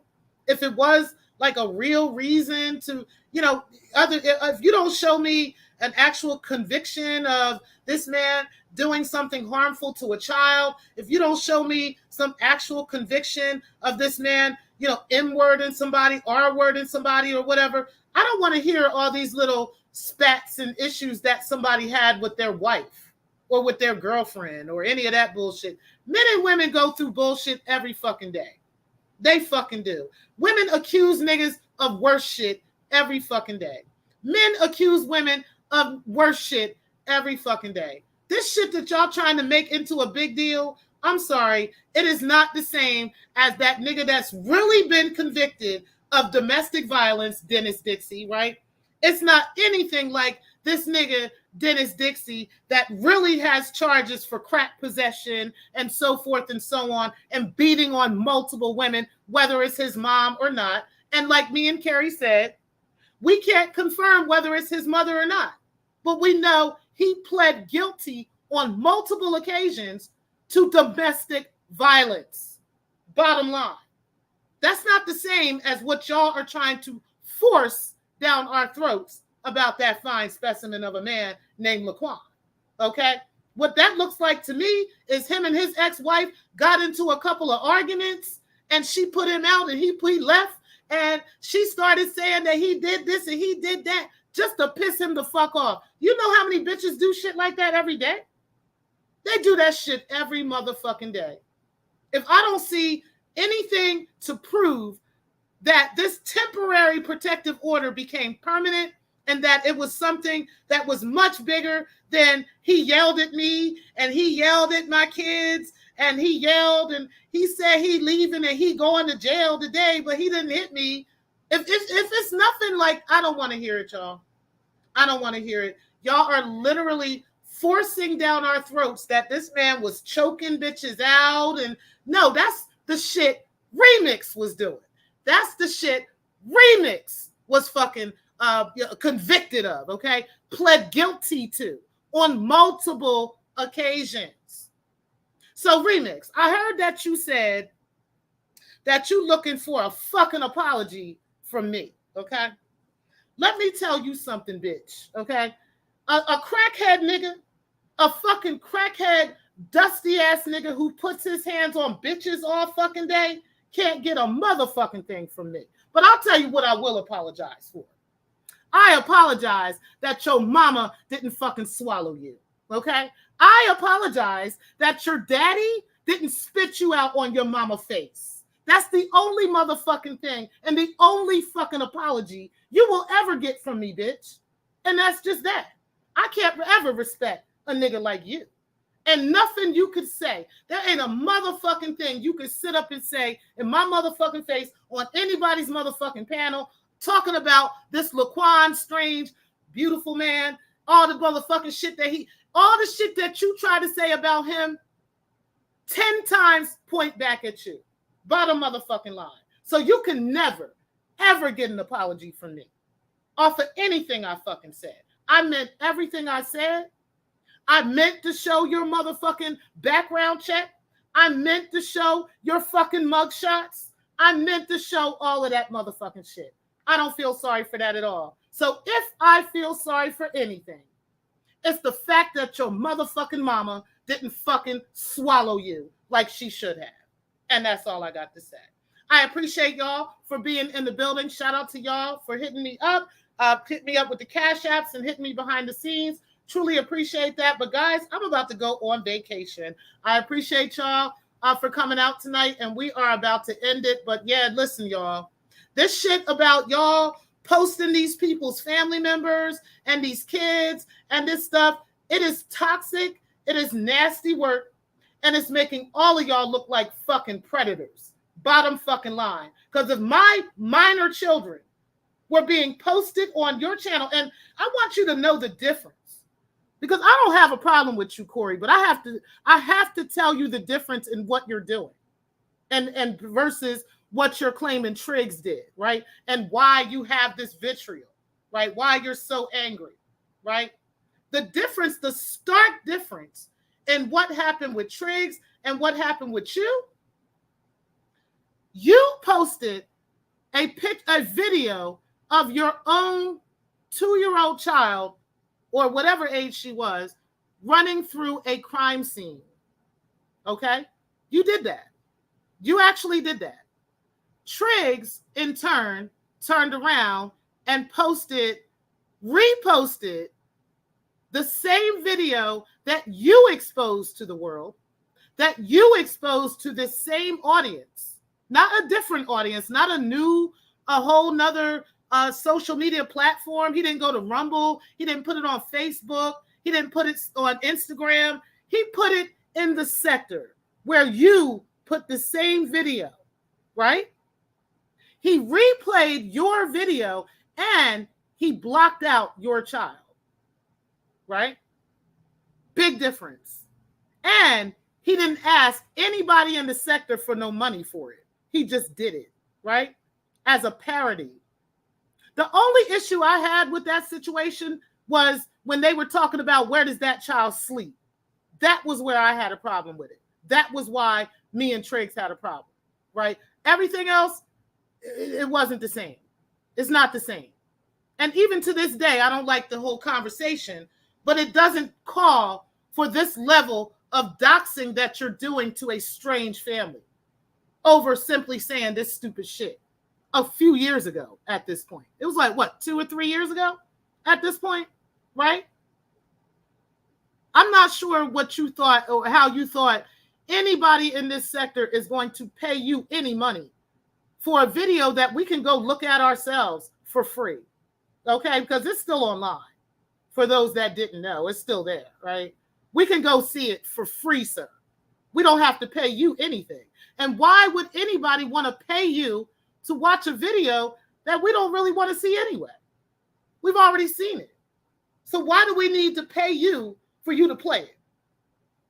Now, the final thing I'm going to talk about is that video that's on the Laquan Fisher page. There's a recent video that was played of the infant child learning how to walk, okay? This child has now they finally decided they were going to do things the right way and try to, black out the child's face, right? Blank out the kid's face, blank out, the body and everything of the baby. And you can hear the mother and the father cheering on their child, right? And they're saying, hey, Mook Mook, hey, and they're happy that their child which is what good parents do, right? So again, I'm not sure where the anger is supposed to come in, right? But yeah, you're doing that. And you're telling us to listen to the voice of the man. And I'm listening. And that person did not sound like Ray Triggs to me. They did not. Now, the first video, they did, right? That first video where they were like playing the child, getting the new car and all that stuff. Towards the end of the video, that person did sound like Triggs. And then I caught on to what happened. I caught on to what happened from this last video that you posted. Because the last video you posted, the original voice does not sound like Triggs. But then right at the very end of the video, when you cut it off, you can hear that somebody obviously added Triggs' voice to that video. Somebody added one part of him saying, all right, that's it, or something like that, where he'll say that like at the end of his show, right? He'll say something like that towards the end of the show. You can tell that that was added to that video. Like, it's not hard to see. It's not hard to see this, right? If you had all this information about this guy and claimed that you knew him and knew the family and everything else, you would put much heavier information out than this. You know, you would not be having to dig in this person's baby mom's Facebook from 15 years ago to find anything on this person. You should be able to ride right up to that person's crib and be like, this is this nigga right here. That's what you should be able to do. But you can't do that because you don't know him. Because you are part of that AFW camp. That's why. You're part of them. Now, as Triggs said, the bone that was thrown out did not get thrown out to an AFW. It didn't. And that is the unfortunate part of this. But, I mean, you know, I'm guessing, right? But it ended with the AFWs. And it's y'all that created that page and y'all that are keeping that page going. And as we go along, we're going to watch and see what else you post. We're going to watch and see what other information you claim to have after digging in these people's Facebook and Instagram pages from years ago and trying to use that information because you were so sure of your sources. You were so sure of your sources and thought you had the right person. And now look at you. Now look at you. You got bitches taking shit down. You got motherfuckers removing themselves from the situation. You got people that suddenly don't want to give any commentary on this. They don't have nothing to say. They don't have nothing to do. Is it because you finally realized you were wrong?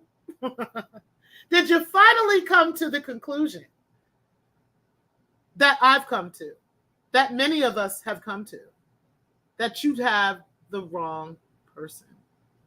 I tried to tell y'all, but either way, you guys will see for yourselves over time. I do appreciate y'all for being in the building. Make sure y'all do hit the like button on the way out. And I appreciate this. I want to say this as I end. I appreciate the fact that most of the sector honestly doesn't care. You know, we honestly don't give a fuck. But like I said, you know, and like if it was, I honestly wouldn't care, right? But it's the fact that I know just how wrong you guys are. I know just how wrong you guys are. And I'm waiting for some of you to come around. I know that people like Breakin has finally realized, like when she took that woman's picture off of her page, when she took that whole post of being this alleged victim of Ray, right, where he partook in doxing her family and all these lies that she told on him, right? Realized she fucked up when she actually contacted this woman. Yeah. Then you had to take it down. And some others of you are taking things down too, because you're realizing maybe I don't have this right. Yeah, you don't. And I've been telling you for some time, but y'all gonna do what y'all do. And you know, we here for it, honey. If you want to crash out, we here for it. Either way, guys, y'all have a great weekend out here. I will be back probably Sunday evening, Monday morning, somewhere around there, and get back into the fuckery with y'all. But until then, you guys have a safe and happy weekend. And I do appreciate all of you for coming out tonight. I will talk to you guys soon. And peace, guys. Thank y'all for watching.